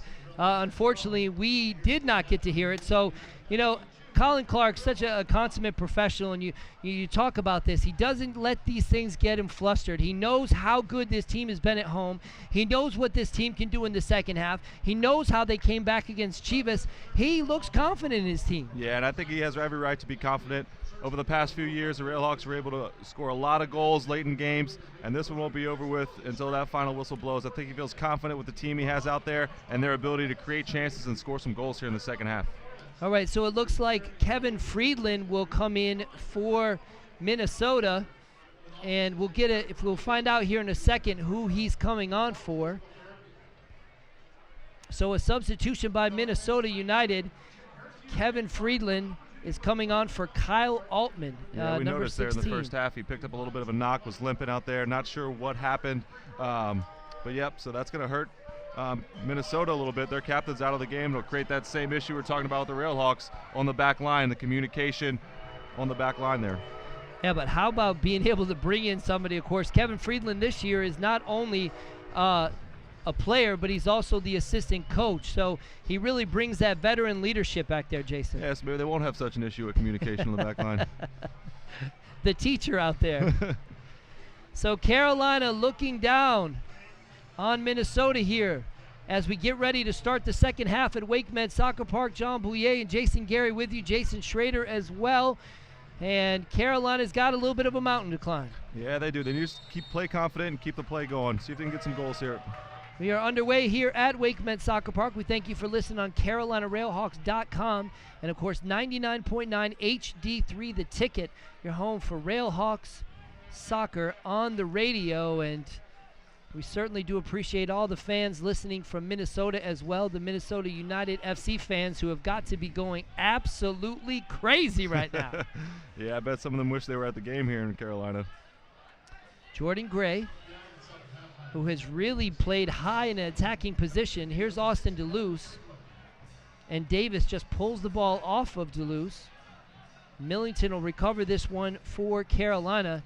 Hamilton's going to play this one out. It looks like DeLuce is down and looks to pick up maybe a little bit of a knock.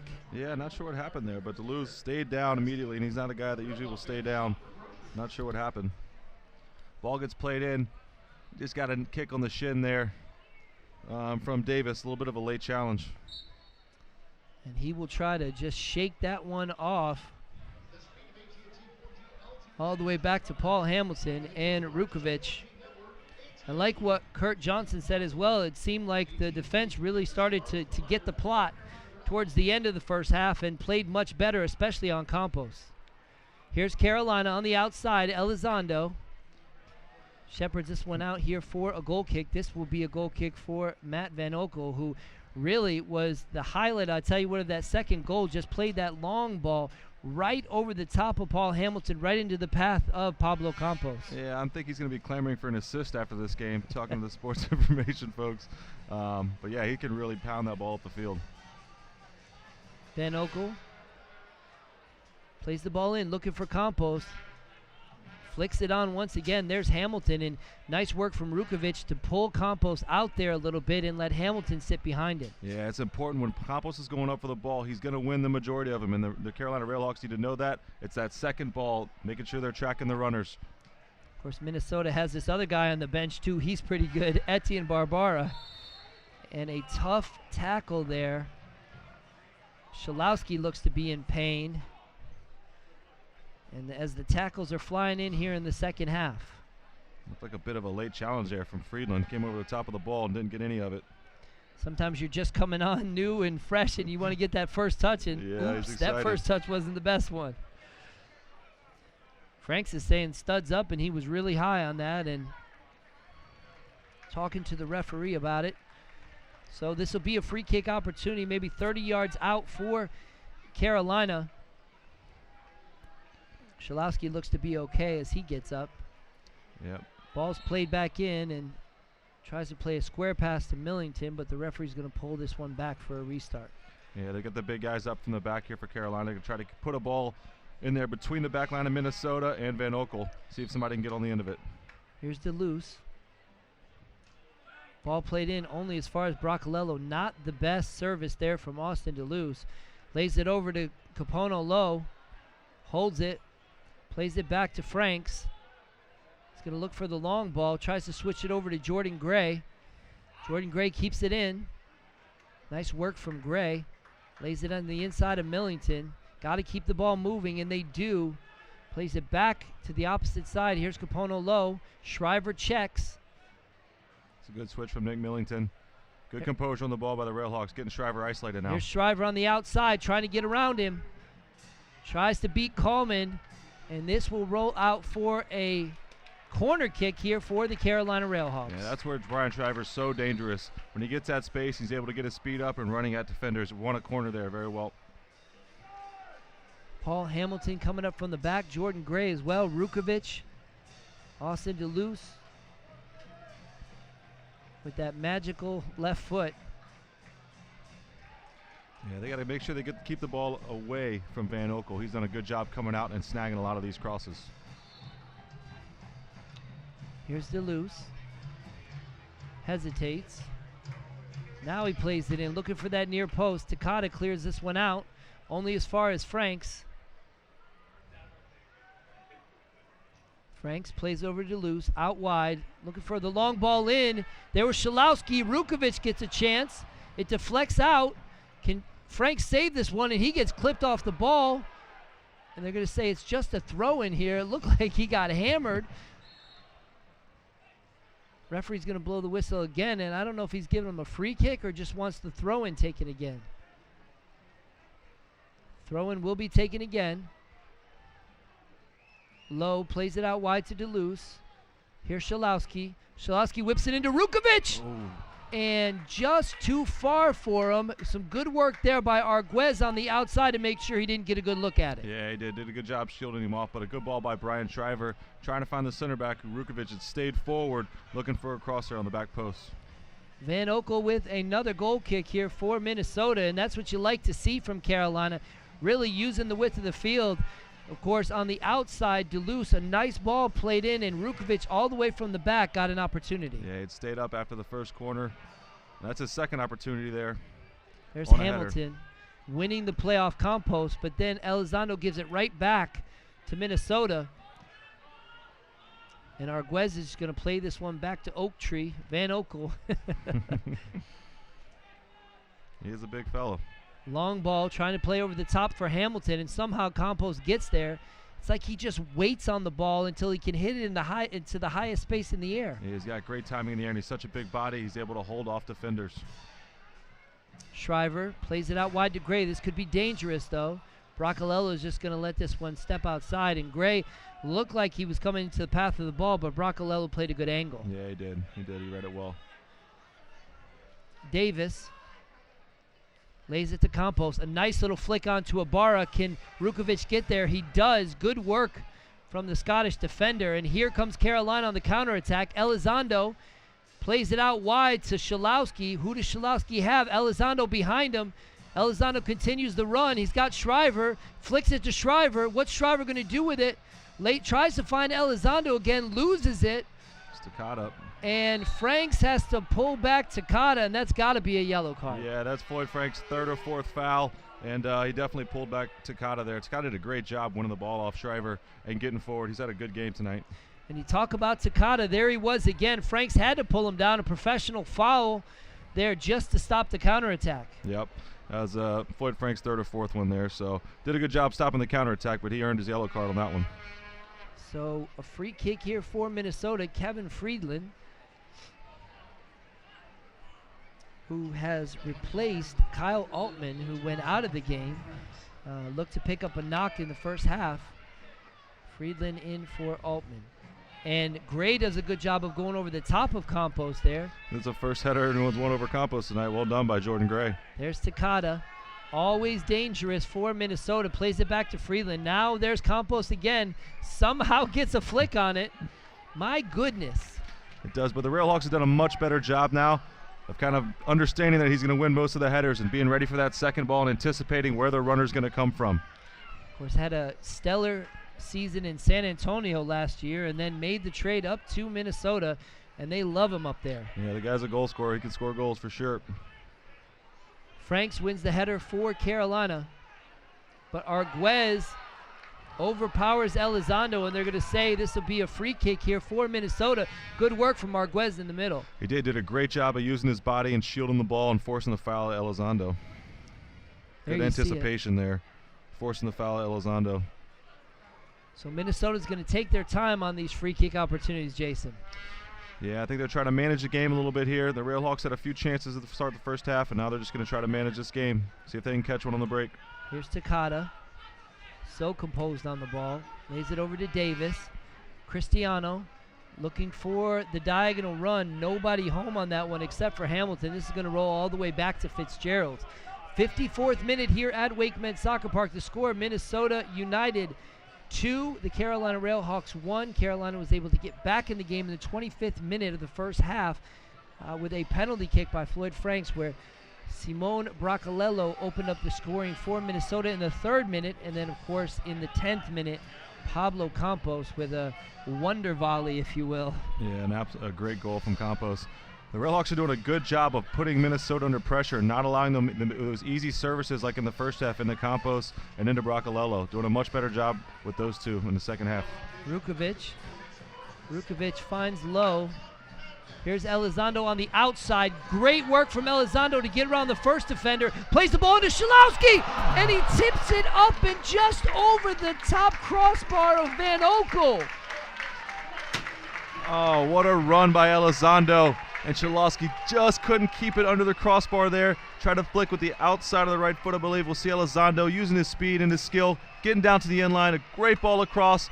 And Schalowski did a good job to get anything on it. Just tries to poke it in through the near post, and unfortunately goes up and over the crossbar. But great run by Elizondo, great creativity, and that's a pretty good chance for the RailHawks there. Well, and you have to give the Minnesota defense credit once again. Friedland stayed in there, so the pass stayed on the ground. And then Brian Coleman was also there to follow that run. So Schalowski really didn't have anything except for get a little touch on that. He did a very good job, the Minnesota. I think it was Coleman there. Here comes Shriver. Shriver lays it over to Elizondo. Shriver does not continue his run. A little bit off there, but a good idea. Yeah, that's okay. They're starting to get a little bit more success coming down the left-hand side with Elizondo and Shriver putting the Minnesota defense under pressure. But the defender's doing a great job tracking runners in the box. And you saw Elizondo spend a lot of time in the middle of the park in the first half. Now you're starting to see him push out to the outside, Jason, and really utilize that speed. That's right, and that might be something Coach Colin Clark has talked to him about, to make sure he's not predictable and always coming inside, and making sure he's going outside and getting down the line a little bit more as well.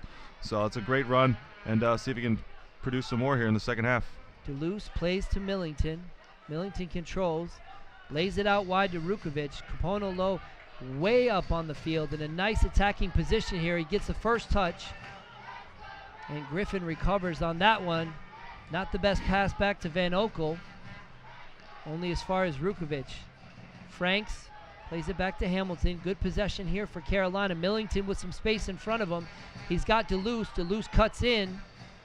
Millington holds on to it. Plays it out wide to Gray. And it looked like DeLuce made a nice run there. Millington couldn't find him. Yeah, it's pretty smart by Millington, though. You don't want to give the ball away on that side of the field this high up, because then you create the break and chances for Campos. Hamilton plays out wide to Gray. Gray takes on one, gets around him. Here comes Gray as he cuts in the middle. Schalowski gets around Arguez. He's got Floyd Franks. Floyd's first touch goes out to Capono Low. He's going to play the ball in. He's got numbers in the box if he can get it there. And it deflects out for a corner kick for the Carolina RailHawks. Great play by both Capono Low and the defender there, Coleman. Short kick played.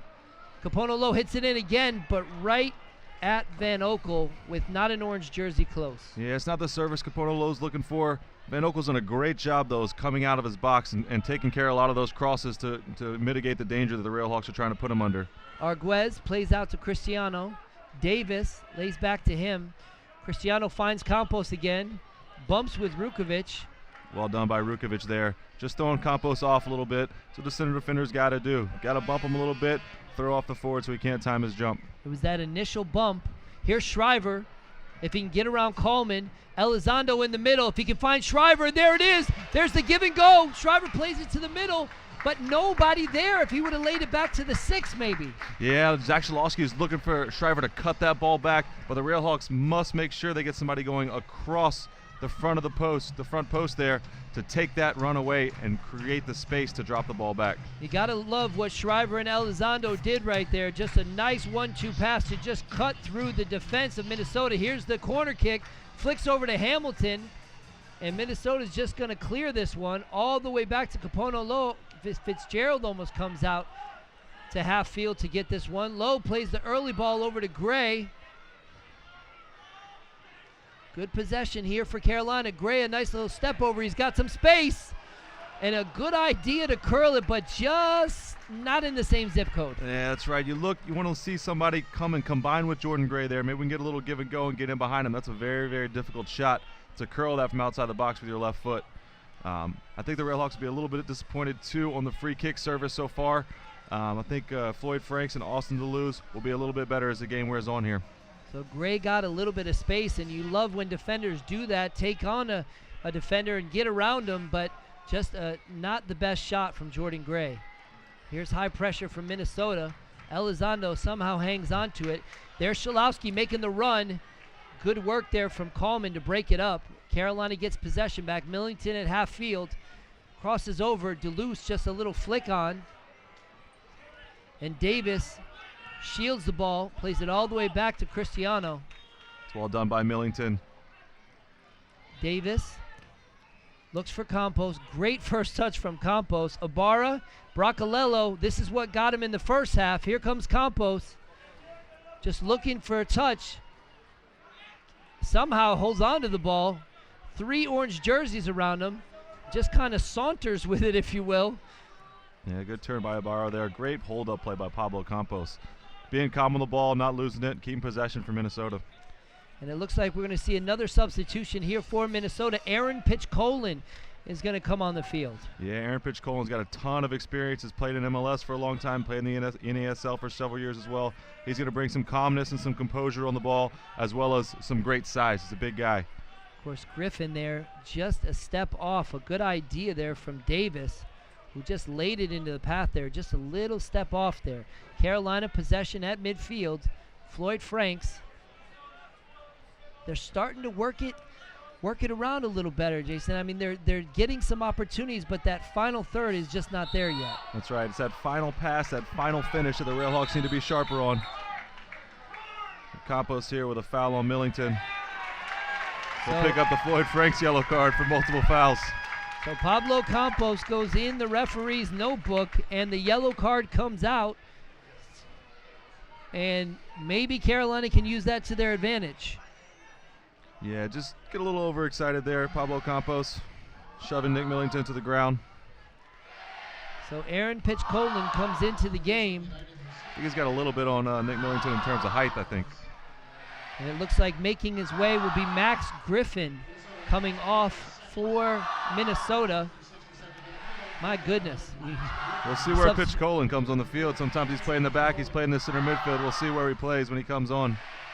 Substitute somebody like Griffin and bring on Pitchcolin. And now we are at halftime, of course, for the Atlanta Silverbacks and Tampa Bay Rowdies. They are still locked at 0-0 in that game. Big implications on what happens here tonight, of course. If Minnesota stays in the driver's seat here, they would leapfrog Carolina and then potentially even Atlanta. Yeah, there's a lot on the line right now. RailHawks going to press for another goal here. DeLuce whips it in, looking for the head of Gray.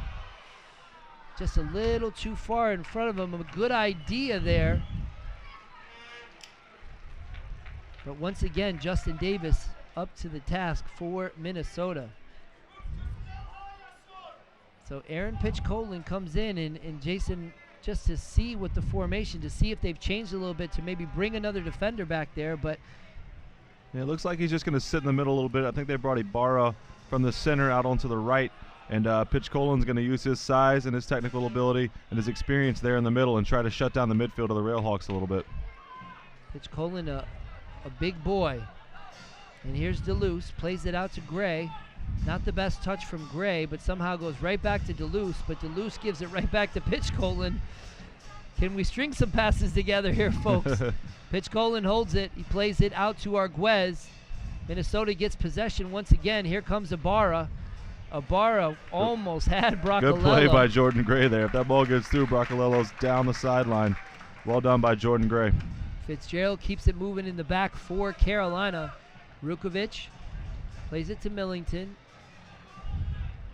who's almost on top of the back four back there. Rukovic again, high pressure from Arguez and Campos. Fitzgerald looks like he's just going to clear this one up. He's got Duluth on the outside. That's who he's going for. Duluth heads it on into the path of Schalowski. Here's Schalowski one-on-one against Cristiano. He gets through. He's got Shriver. He's got Franks. He gives it back to Duluth. Duluth is going to whip this into the far post for Elizondo. He heads it over. And right to Van Oekel. Van Oekel made a good save to get down Shriver just a couple steps late. It was a great ball by Austin Duluth. Find Elizondo. You hope that he can try to head that back across the face of goal. Austin Duluth head up, finds the far post. Elizondo, great run. Shriver making a late run. You hope he could try to just get that across the face of goal, but Van Oekel in the right position, covered the ball. There you see a little collision with Rukovic and Campos. Those two have been battling it out now. And Rukovic has done a good job of getting that initial bump on Campos to kind of throw him off as he's in the air, Jason. Yeah, he has. He's adapted since the first half, and that little bump just throws Campos off enough, and starting to see a little bit, some confrontation between those two. There's Franks. Lays it to Gray. Duluth is asking for it right on the line. He really wants to take on Davis on the outside. Millington switches fields here. Rukovic on the other side. You're going to see the diagonal runs. Here they come. You got Shriver, but Lowe pulls it back to Millington. High pressure. Millington's going to settle this one back. The RailHawks have to make sure going forward they're not too flat against the back line, and they're making some deeper runs and getting some players checking in underneath to receive the ball. There's Elizondo. Great move to get around him. Here's Elizondo, plays it into Schalowski. Shriver takes the shot, but gets under it, and that thing never had a chance. Wow, it's great movement, though. Elizondo's been great on the left-hand side in the second half. Great touch by Zach Schalowski to lay it off, and Shriver just got underneath it, sending it over the bar. Elizondo with a great little piece of individual skill, cuts inside the box, holding off his defender, plays it in. Zach Schalowski, a great touch, and it looked like it might have been a deflection, but Brian Shriver just gets under it a little bit there and pushes it up over the goal. And Schalowski screaming for a corner kick there, as he did feel like it touched the defender for Minnesota. A flick on there. There you see it. Nice work from Schalowski right into the path of Shriver. But once again, there's Coleman up to the task for Minnesota. Yeah, and that last long ball, Paul Hamilton did a good job against Campos again, throwing him off a little bit. I think Rojkovic and Hamilton have learned how to play Campos a little bit here. Plays it back to Rukovic. Campos not running as much as he was in the first half. He looks like he's starting to get a little winded. Gray plays it into Duluth. Duluth just needs a little bit of space. Continues on. Nice play into Franks. Lays it over to Millington. He's got to keep the ball moving. He does. He lays it out to Capono low. Here you see the runs. Ball's played in. And a good idea there, but just too high, and it looked like Takata was able to clear the line. Yeah, Takata again, but Capono low. That's an excellent ball into the box between the back line and the goalkeeper, forcing him into a corner kick. And Austin Duluth is all over the field for Carolina now. He is. See if we can get a little bit better service here with this next corner kick and put Minnesota under some pressure. Corner kick played in and right to the foot of Bracalello. Not the kind of corner kick that Duluth wanted. I think I jinxed him. I think you did, Jason. Don't do that anymore, okay? Ball played in. There's Duluth, a chance to redeem himself. Ball stays in with Schalowski. Schalowski goes down. Referee says play on. Inside the box. This one's going to go to Hamilton right at half field for Carolina. Jordan Gray plays it into Floyd Franks. Good possession here for Carolina. They just have to do something with it. Austin Duluth. Millington's keeping the ball moving. Plays it out wide to Capono low. Schalowski and Shriver wait at the top of the 18. Here's Elizondo. He gets the early ball. It goes back to Elizondo. Tries to take on Ibarra and Bracalello, and somehow he gets there. Schalowski lets it go. He makes a save. Van Oekel makes a save with his foot. What a great save from Van Oekel. Unbelievable save from Van Oekel. It was the center back that was forward. It was Rojkovic who had the chance. Once again, unbelievable work by Elizondo down the left-hand side. That's a great chance for the Carolina RailHawks, an unbelievable save. And how about the dummy from Shalowski to let that ball go through? You're going to see it here. The skill from Elizondo. Shalowski lets it run through. Oh, what a kick save. Great save by Van Oekel. Great positioning by him, and that's a good chance for the RailHawks. And Elizondo, lightning in a bottle, making something out of nothing. 2 players on him right there, and he still was able to get the cross through. He's pulling a T. Cipollani. DeLuce plays back to Franks. He's going to put some pressure here for Capono Low. Capono Low gets the quick ball to Elizondo. Look out, folks. Here comes the ball. Diagonal ball played over to Shalowski. Shalowski gets caught up with Friedland. That's the second time with Zach Shalowski getting tangled up with a center back. Both of them looking for the foul. Shalowski's frustrated, but I think really the feet just got tangled up there. Elizondo plays it out wide to Gray. Gray finds DeLuce. Here comes pressure from Davis. Back to Gray. Ball played over the top. Shalowski's going to make the run. Davis. Bracalello. Great touch by Bracalello. Arguez. Nice work here from Minnesota. And Campos is just going to hold on to possession here as he does so well. Plays the ball out wide to Ibarra. Here come Minnesota all the way from the back as well. Pitch Colin. You can see that their tactics have changed a little bit. They don't have the same urgency they did going forward. Friedland loses it, but Cristiano is there. That could have been dangerous. That was close. Good alert play from Brian Shriver. Almost actually played Zach Shalowski through there. Well, all the way back to Fitzgerald. He was backtracking as Ibarra was closing in. That was scary. Some nervous moments in the back there. Possession here for Carolina. Elizondo on the outside. This is what they want. Get him isolated 1v1. Taking on Coleman once again. Plays the crossover. If he could have gotten that to DeLuce, wide open on the far post. Trouble. Here comes Minnesota. Bracalello on the outside. Ibarra joining him. Millington and Gray both get back. He's got Campos in the middle as well. He's also got Arguez. Pitch Colin slows things down here. And this one will go back to Takata. Why not? They're up 2-1. Yeah, you could see the change of tactics from Minnesota. They're not going to pump people forward. They're not going to get too stretched. Even when they have the chance to break, they're slowing it down and trying to move forward with only attack with 3 or 4 instead of the 5 or 6 they were in the first half. 70th minute here at Wake Med Soccer Park, where the score, Minnesota FC 2 and the Carolina RailHawks 1. And we just got a score update on Tampa Bay and Atlanta. Tampa Bay now leads that game 1-0. So if Carolina can get back in this game and pick up a win against Minnesota, they could really be in the driver's seat of this title race. Yeah, it's a great result so far down in Atlanta. The RailHawks, though, they got to concentrate on the game here, and they need that next goal to tie it up. Davis not happy about the throwing call. 2 balls on the field, and Davis a little frustrated about that. It'll be a throw in here, and it looks like, as you mentioned, they're going to go with the substitution here, Carolina. Yeah, they're bringing on Brian Ackley. We'll see who he comes on for, but he's got a big physical presence up front with great feet. So he scored a goal against Chivas there in the overtime. So he's brimming with confidence right now. See if he can have an impact on the game. DeLuce all the way back to Hamilton. Hamilton's going to kick this to Rukovic. You think it might be Shalowski? It could be Shalowski. Shriver's been dangerous, so I think they might want that bigger physical presence inside the box. Here's Franks. Franks tries to play it, but there's Takata again, just reading the play for Minnesota. Back to DeLuce, though. Carolina gets possession. Jordan Gray finds Shalowski. Shalowski holds it up well. Plays it over to Millington. He's got space. He switches it outside to Elizondo. Great first touch from Elizondo. Chests it directly down. Doesn't take on Coleman. Plays it back to Capono Low. Whips the shot in. And DeLuce goes down. Here's Campos against Hamilton. Hamilton got him in the back. Yeah, Campos did a great job holding the ball up there. He knew the foul was coming.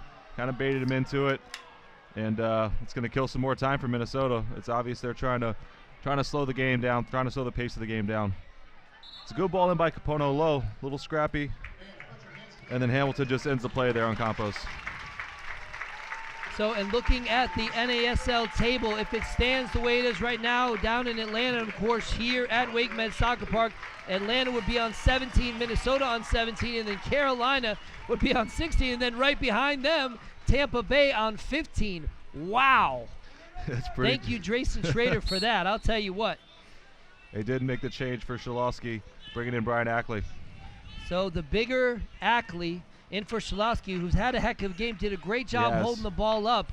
But now Ackley brings a different kind of player to the table. Here's Shriver. He's in alone. He takes a shot. And Van Oekel's feet make another save here, Jason. I'll tell you what, for such a big guy, he's doing a really good job with his feet making saves tonight. Shriver, great ball in, got played in one-on-one, but Van Oekel, that's a tremendous save. There you see the diagonal run again. It pays off. Yep. And most hope you think Brian Shriver might next time try to lift that ball over Van Oekel. Van Oekel kind of committed to the ground pretty quickly. Campos complaining again to the referee, and his complaining is heard this time. It'll be a free kick for Minnesota. Man, I used to love it when he was on our team and he did that. Pitch Bracalello on the outside, back to Davis. There's Pitch Colin. Pitch Colin plays it to Davis. Davis tries to get it through Duluth. Here's Takata, who has just been stellar for Minnesota. Arguez as well. Millington, good defense on Arguez. He is not letting him go, folks. Yep, well done by Millington to recover there. Make sure he went backwards. Plays it back to Friedland. And Arguez has got to be careful. He goes in the book. We didn't get a chance to see that. It was actually off the ball, but Franks went down in a heap, and now Arguez goes into the book. Yeah, it looked like a little bit of a retaliation. We just caught the last end of that. We got to be a little bit smarter there from Arguez. Referee's going to see that one every time. Join us for our next home game on June 29th against the Atlanta Silverbacks, with only 2 games remaining before the crowning of the NASL Spring Season Champion. Every game is huge, so get your tickets now at CarolinaRailHawks.com. 75th minute here at WakeMed Soccer Park. We thank you for tuning in on CarolinaRailHawks.com. 99.9 HD3 the ticket. This game has had everything. Don't go anywhere, folks. This one is not over by a long shot. And I'll tell you what, if Carolina knew that Atlanta was down there, they would really start putting the wheels on. Yeah, they really put some good pressure on Minnesota right now. You could see the 2 lines from Minnesota. They're all back behind the ball, just trying to defend and see out this game. Hamilton plays over to Franks. Franks to the outside, Capono low. Elizondo's been stellar. There he goes, everybody. He's in if he could just get the pass right. He plays it across, but nobody there. And Duluth was there, and it looked like maybe Ackley might be able to get a touch on it, but nobody home. Oh, man, what a great chance. Elizondo again takes a great first touch, cuts in, tries to find that far post. Oh, that's so close. So close. Somebody crashed in the back post, would have had a tap in there. Frustration here at WakeMed Soccer Park, where Elizondo is just dancing around the ball and around the back defense for Minnesota, but just that final ball still has not been there, Jason. Yeah, that's what they're looking for. You got to get that final pass, that final bit of quality that'll create a goal. Here's Campos. Fitzgerald's out of his goal. And the vision from Pablo Campos, he saw that Fitzgerald had stepped out to play that ball, and he was going for it. He sure did. He sure did. He was well aware of what he was trying to do there. Missed a little bit high, but great effort from Campos. So this will be Carolina once again here at half field. Floyd Franks plays the ball out wide to Jordan Gray, a little bit behind him. Duluth right here on the top. And Carolina gives it away easily there. Here's Arguez. They don't want to do that, especially with Campos at the top. Ball played out wide. Yeah, see Minnesota's content just to keep possession right now. Trying to see out the last 15 minutes of the game. Here's Pitch Colin. Davis.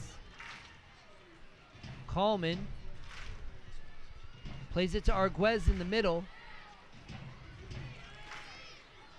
And another score update. Tampa Bay is now up 2-0 against the Atlanta Silverbacks. So come on, Jason. Here comes Carolina. Shriver got around Friedland, just the ball's a little too far in front of him. A little bit too much from Floyd Franks. Made the right decision. Great run from Shriver. Just a little bit too much on the ball. Made it go all the way back to Van Oekel. And looks like we're going to see another substitution here for Minnesota. Travis Wall will be coming into the game. Pablo Campos once again wins the goal kick. Bracalello plays it back. Here's Campos, just doing so well holding that ball up. Strong. My goodness. Ball played through. Gray's getting beat. Ibarra's there. Ibarra and Gray is a great touch on Ibarra just to get that ball out. And it was a dangerous touch because it could have gone for a penalty, but he got his foot in there. Minnesota still has possession. Bracalello's going to put this one up in the bleachers. Great tackle by Jordan Gray.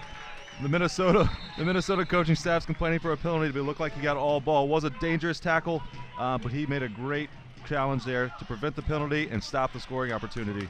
Great job by Jordan Gray. There you see it. Uses his speed to recover, gets a little touch on the ball. Ibarra goes down pretty easily there. Good tackle by Jordan Gray. And Ibarra had a little space to take that shot. He was going to pull it back because he thought the momentum of Gray would take Gray forward, but not the case. Arguez is substituted, and into the game is Travis Wall from Minnesota. Brian Arguez had a heck of a game tonight. He did. He was dangerous in the midfield. He's a good player, solid on the ball, great passer of the ball. But Floyd Franks and Nick Millington, I thought, did a pretty good job on him. Here's Bracalello. You don't want to take that guy out. Jeez. For Carolina, possession goes back to Paul Hamilton. Here's DeLuce. He's got 2 runs. Shriver on the outside. Shriver can't get to it, but Gray wins the throw-in here for Carolina. Good step by Jordan Gray. A quick throw-in. Here's Shriver. He plays it back to Ackley. Gonna try to find Brian Ackley on some of these crosses here. And Van Okel's just going to take his time with this one. RailHawks have to stay focused, so they've created some chances. They can't get frustrated. Need to continue to play their game. Try to get a few more balls into the box, though, with the size of Brian Ackley in there. Could be successful. 80th minute here at Wake Med Soccer Park. The score, Minnesota United 2, and the Carolina RailHawks 1. Not for lack of trying and not for opportunities from Carolina, but as we said, that final ball, Jason, just has not been there tonight for Carolina. That's all right. They've got about 10 minutes and stoppage time to go to create that one chance with a great final ball, great final finish. Paul Hamilton out of the back for Carolina as they try to regroup. Jordan Gray plays the ball into Ackley. Good work from Ackley. Good touch from Franks. He's got space. He plays it over to Shriver, and the flag goes up. We got to see that one again. It had the makings for a beautiful one, Jason, and it looked like he was just trying to hang on the line there to stay on sides. But how about the work? The hold-up play from Ackley, the ball laid into the path of Franks. Beautiful stuff. Once again, a great burst touch from Floyd Franks to push the ball beyond the defender, get in, and he drew the defenders in and played the ball over to Shriver, and he must have just been offsides. Van Okel with the free kick. Campos misses it, but doesn't matter because Wall is there. Carolina gets possession back, and Takada just keeps on coming. Fitzgerald controls, dangerous. Wall attacking on him. Hamilton's going to play this one out of the back. Ackley's asking for it. Of course, Cristiano is right there next to Ackley. You got Shriver up front as well, with Coleman watching him. Carolina, Rukovic lays this one back to Hamilton. Lays it out to Gray. Here comes Gray attacking. There's the run from Ackley. Is he onside? Yes, he is. Cristiano gets around Cristiano. Ackley still holds the ball. Plays it back to Elizondo. Millington's going to switch over to Lowe. Good ball moving from the RailHawks there, switching the field. Lowe plays it over to Elizondo. Elizondo's got space. If he can get it to DeLuce, he can. DeLuce one-on-one. Holds the ball back to the far side. There's Ackley! And he hits it outside of the post. Oh, man, what a chance. Great ball by Austin DeLuce. Good movement from the RailHawks. Oh, we wanted to celebrate up here, Jason. Great work from Austin DeLuce to pull the defender in. Look at that. Brought all the defenders over. Brian Ackley with the side volley. Just misses. Just misses. And Van Okel had already gone down. He had already committed. All he had to do was get it up over the top of him. Floyd Franks with the corner kick there. Got to have some better service on these corner kicks from the Carolina RailHawks. Got to put the goalkeeper under some more pressure. So they will say that it deflected then. And here's the corner kick. The ball whipped in. And Ackley, it looked like he had been pulled on there. He couldn't get up off the ground. Referee's going to let that one play on, and it will be a a goal kick here for Minnesota. It looked like Diaz kept his arm on Ackley there, preventing from jumping. That stuff's going to happen inside the box. So 83rd minute here at Wake Med Soccer Park. If you have fingernails, start biting them, because this one is going to go down to the end. Another substitution, it looks like. Kieran O'Brien is going to make his way in for the Carolina RailHawks. Hamilton, pitch Colin for Minnesota. And now with Minnesota, all they're looking to do is hold on to that ball and waste time, Jason. Yeah, they're just pumping the ball forward. If they get the ball, they're just trying to keep possession. And pitch Colin there just tried to kill 10 or 15 seconds by playing the ball long. Kieran O'Brien, this could be his opportunity for the Carolina RailHawks to get in and really make a name for himself with the team. Yeah, 2 offensive substitutions as well for Colin Clark. He's going for it. Here's Millington, finds Gray on the outside. Gray holds on to it too long, almost loses it. Duluth gets pushed by Takada, but he holds on to the ball. Gray on the outside, he's going for it. He's got Ackley. Good work from Ackley just to hold the ball up. Well done, Plays it Ackley. over to Franks. Franks hits low on the outside. He's got Elizondo. He's also got Ackley in the middle. He's going to play Ackley. Too high for Ackley, but there was Gray. They're Good going touch. Got a corner kick. Corner kick here for Carolina. See if they can get the substitution in. And Millington will be coming out for Carolina. Kieran O'Brien coming in. Yeah, Colin Clark's definitely going for it, taking out the more defensive-minded Nick Millington. Subbing in Kieran O'Brien to try to push forward a little bit more. They've got to take some chances now with 5 minutes or so left. And an update down in Atlanta. Now the Tampa Bay Rowdies lead 2-1 over the Atlanta Silverbacks. Short corner, played out to Capono Low. Numbers in the box, and somehow Bracalello, A handball. oh, got his hand to it. Great block with the arm. I can tell you how somehow. He used his hand, didn't he? This is another opportunity. They've had a lot of these opportunities around the box. Got to be better on the service here. Get the ball, commit the defenders, and try to put Van Oekel in a tough position. So 2 stand over the ball, Duluth and O'Brien. Look for Austin Duluth maybe to shape this one towards the back post. See if we can get a slight touch on it. Here it is. O'Brien whips it in. Nice work from Campos. High ball played in. Is there? The shot is Shriver scores for Carolina! What a goal! And what an absolute goal there for Brian Shriver, right over the heart of the fence, Jason. And once again, Carolina does it. I'll tell you what, Caponolo had the opportunity to shoot, but he didn't. He took his time, picked out Brian Shriver on the back post, and what a finish from Shriver. So composed on the back post. O'Brien got this started. The ball fell back, and there's Capono Low, as you said. Could have taken the shot, but gets his head up, chips one of the back posts where Brian Shriver's made a great run all alone, and a fantastic finish with the inside of the foot. Game on now. And folks, that is not easy to do, to take the ball off the air coming from your opposite foot there and put it in the corner past Van Oekel. Great work from Capono Low to see Shriver on the outside, for Shriver to stay on sides. 2-2 here at Wake Med Soccer Park, 87th minute. Yeah, we'll see what happens if Minnesota tries to push forward. It's very difficult when you've gone from holding the ball to trying to push forward and get a goal. Here we go from Here's Elizondo. Ackley on the outside. He's got O'Brien. He's got Shriver. If Shriver can get to it, he plays it back to Duluth. Takes a shot. And Van Oekel gets down to the near post. Great save from Van Oekel. Oh, it's a good save, but Shriver's kicking himself right now with a better first touch. He puts himself in on goal. He had it, didn't he, that first touch? Here's the corner kick. O'Brien stands over. Got to get it over that first guy. Got to make it dangerous. Takada's cleared out too many of them. Every orange jersey in there. O'Brien whips it in, and it's a goal! It's a goal, Carolina! Shriver! And it's Brian Shriver for Carolina RailHawks to come down from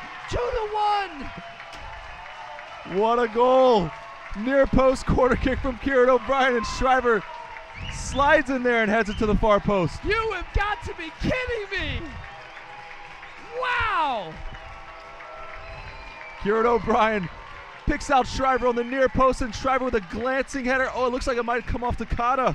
It might have been an own goal off Takada.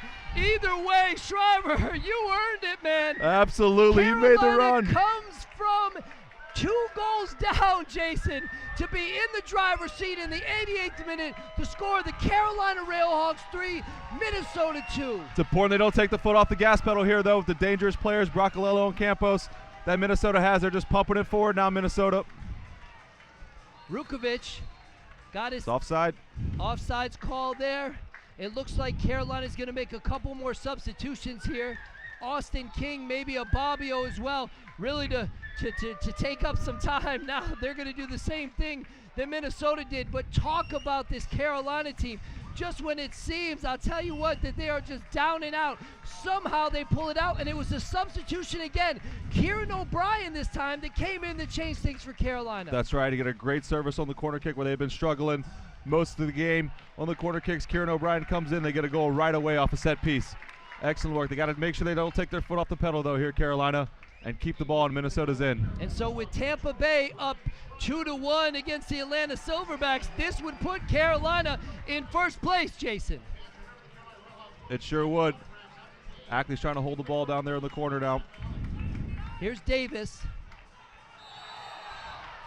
The foul from Campos there on Kieran O'Brien. I think he's getting a little bit frustrated. And he's already has the yellow card. The referee's going to talk to him and say, that's it, no more.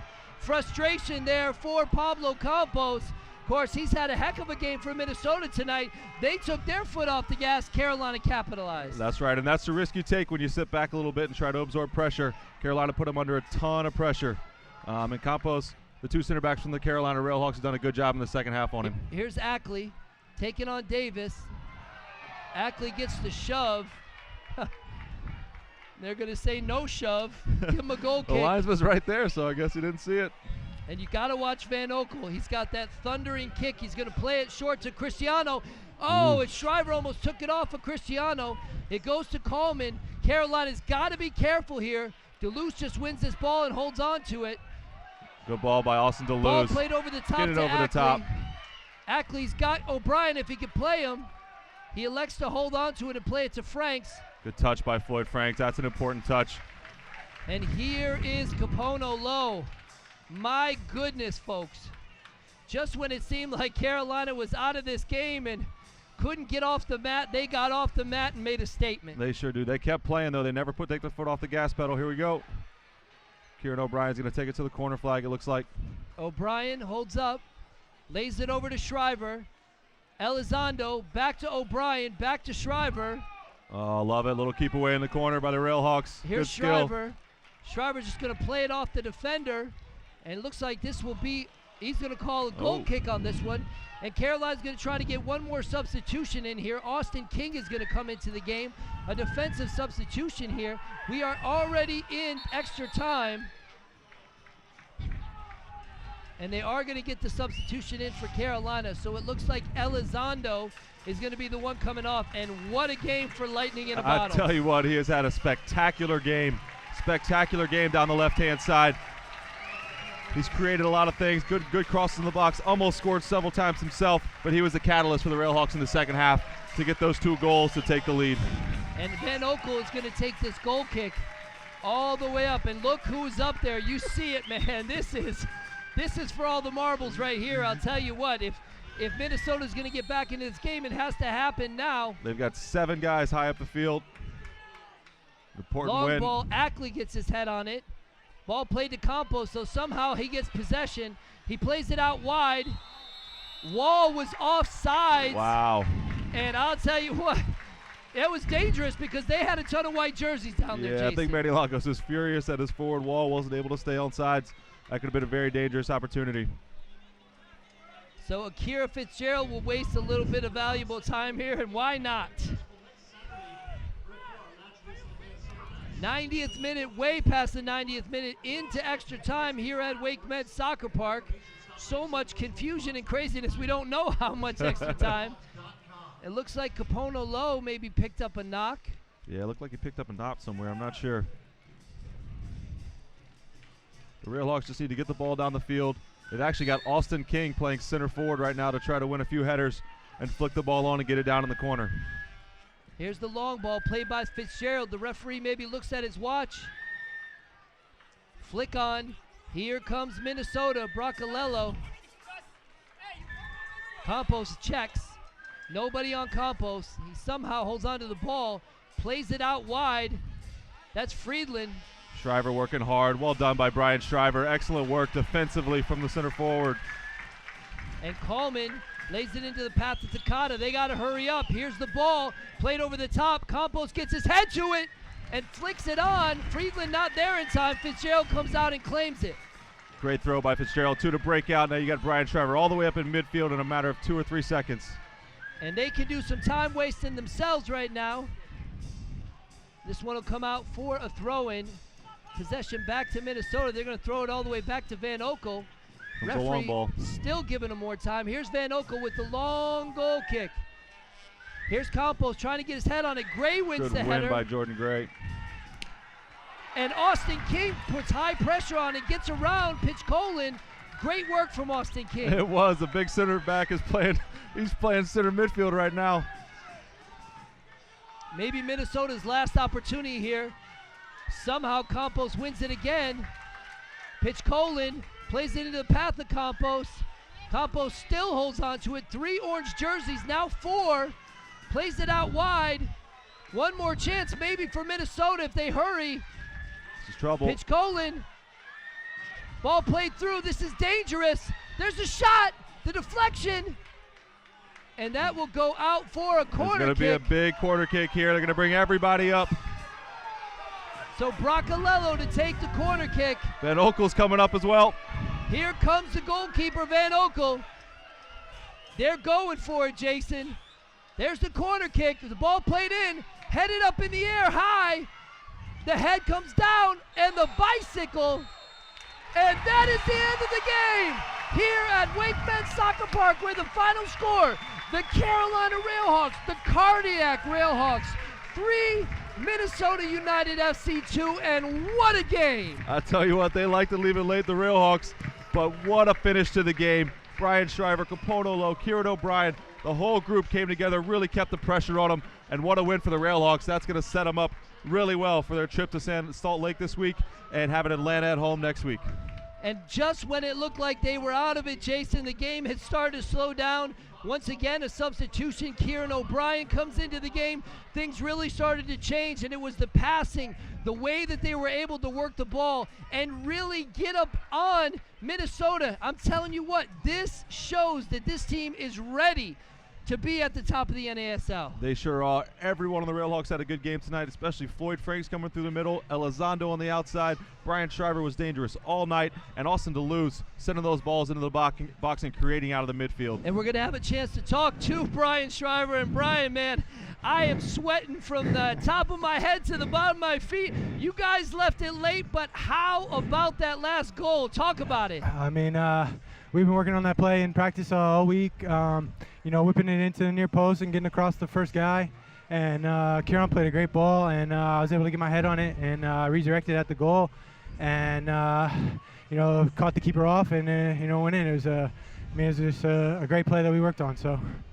And of course, you talk about early on in the game, you guys got hit pretty hard in the first 10 minutes. You guys were able to hang in there. You were able to do what you do. Talk about the resilience of this team, Brian. It just shows, you know, how much heart we have. It was an exhausting game. You know, we left it all out there, 90 minutes. We knew that, you know, if we could get one back early, we managed to in the first half. And if we you know, keep putting them under pressure in the second half, you know, try and get the equalizer. And then, you know, after we were able to do that, obviously we wanted to go for the winner. And, I mean, it was great. It was a great feeling, great team effort all around. And, you know, it shows that we don't ever quit. So I'm very proud of everyone on the team. Now just a little trip to Real Salt Lake over the week, and then Atlanta coming up. This is a big run for Carolina, and this is a huge 3 points for you guys. Yeah, this right here is you know what it's all about, being able to win these games. You know, coming down towards the end of this first stretch, we knew that these points are extremely important, and obviously tonight 3 points here is incredible feeling for us, and obviously we got to take the momentum into the next few games. No bigger game all season than this one coming up next Saturday. So we're looking forward to it. Well, go and enjoy it, Brian. You certainly deserve it, man. Thanks, guys. All right, Brian Shriver from the Carolina RailHawks, and he was phenomenal, wasn't he? He really was. He was all over the field the entire game, never stopped running, was dangerous all night, getting in behind the defense, and scored 2 goals. Excellent job by Brian Shriver and the rest of the team. Now we're going to be joined by the head coach of the Carolina RailHawks, Colin Clark. And, you know, Colin, I was telling Jason here at halftime, you didn't look worried, you didn't look nervous. I didn't know what you were saying in the headphones, but, you know, I tell you what, the resiliency of this team just to continue to come back, to continue to fight. It seems like the substitution with Kieran O'Brien really started to change some things around. You guys were able to get back in the game. Yeah, you know, first half, disappointed with the first, 13 minutes, 2 down. 2 bad goals, just 2 bad defensive mistakes. But apart from that, I thought the first half we were great, creating chances, playing, passing, moving. They couldn't contain us, couldn't deal with us. You know, so we knew it was important before halftime to get one, and we did. And we knew if we come out second half, continue to pass the ball the way we did, we'd create more chances. And then it was just a matter of taking them. And you know what it's like here. You can't leave before the 90 minutes. Just to let you know, Tampa Bay is up 2-1 against Atlanta right now. So if that game stands, of course, Carolina in the driver's seat for the Soccer Bowl. A couple big things coming up, Coach. Wednesday night, Real Salt Lake, and then, of course, Atlanta here. I mean, this team really showed some fight to get back in this game. We deserved to win the game. We were the better team. We were the you know, we played, we passed it, we moved it. Some of our stuff I thought was great tonight. Midfielders, the wide midfielders, Deleuze and Cesar, found the balls in great spots. They didn't know how to stop them or how to get to them. And then, like I said, from there, we just a matter of finishing. Great run by Floyd out of midfield in the first half to get the penalty. You know, he powered through the middle of the park. It was fun to watch again. You know, it's great to watch. Like I said, it's no good for my heart and all that, but hey, they don't care. It's fun to watch when they're playing the way they do. It really is good. Well, it certainly is, Coach, and we thank you for everything, Coach. Go enjoy the win, a great win here for Carolina, a vital 3 points to host that Soccer Bowl. Thanks, Coach. Cheers, appreciate it, thank you. All right, head coach Colin Clark of the Carolina RailHawks. And Jason, man, you know, he seems so confident and so calm out there. He's torn up inside, though. We know that. But he had confidence in the way the team was playing. Like you said, the first 10 minutes was not what they were looking for. And then going forward, the second half, they took it to Minnesota and were able to get the 2 goals to get the win.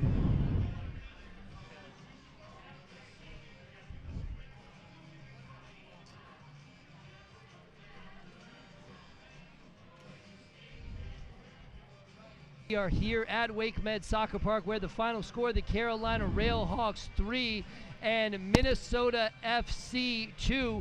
Now, if it stays the way it does down in Atlanta, that means that Carolina is in first place. And that vital point on the road against Edmonton really plays a big part. They do. It's such a shortened season. Those points on the road and those late goals really make a difference in how your team ends up the year.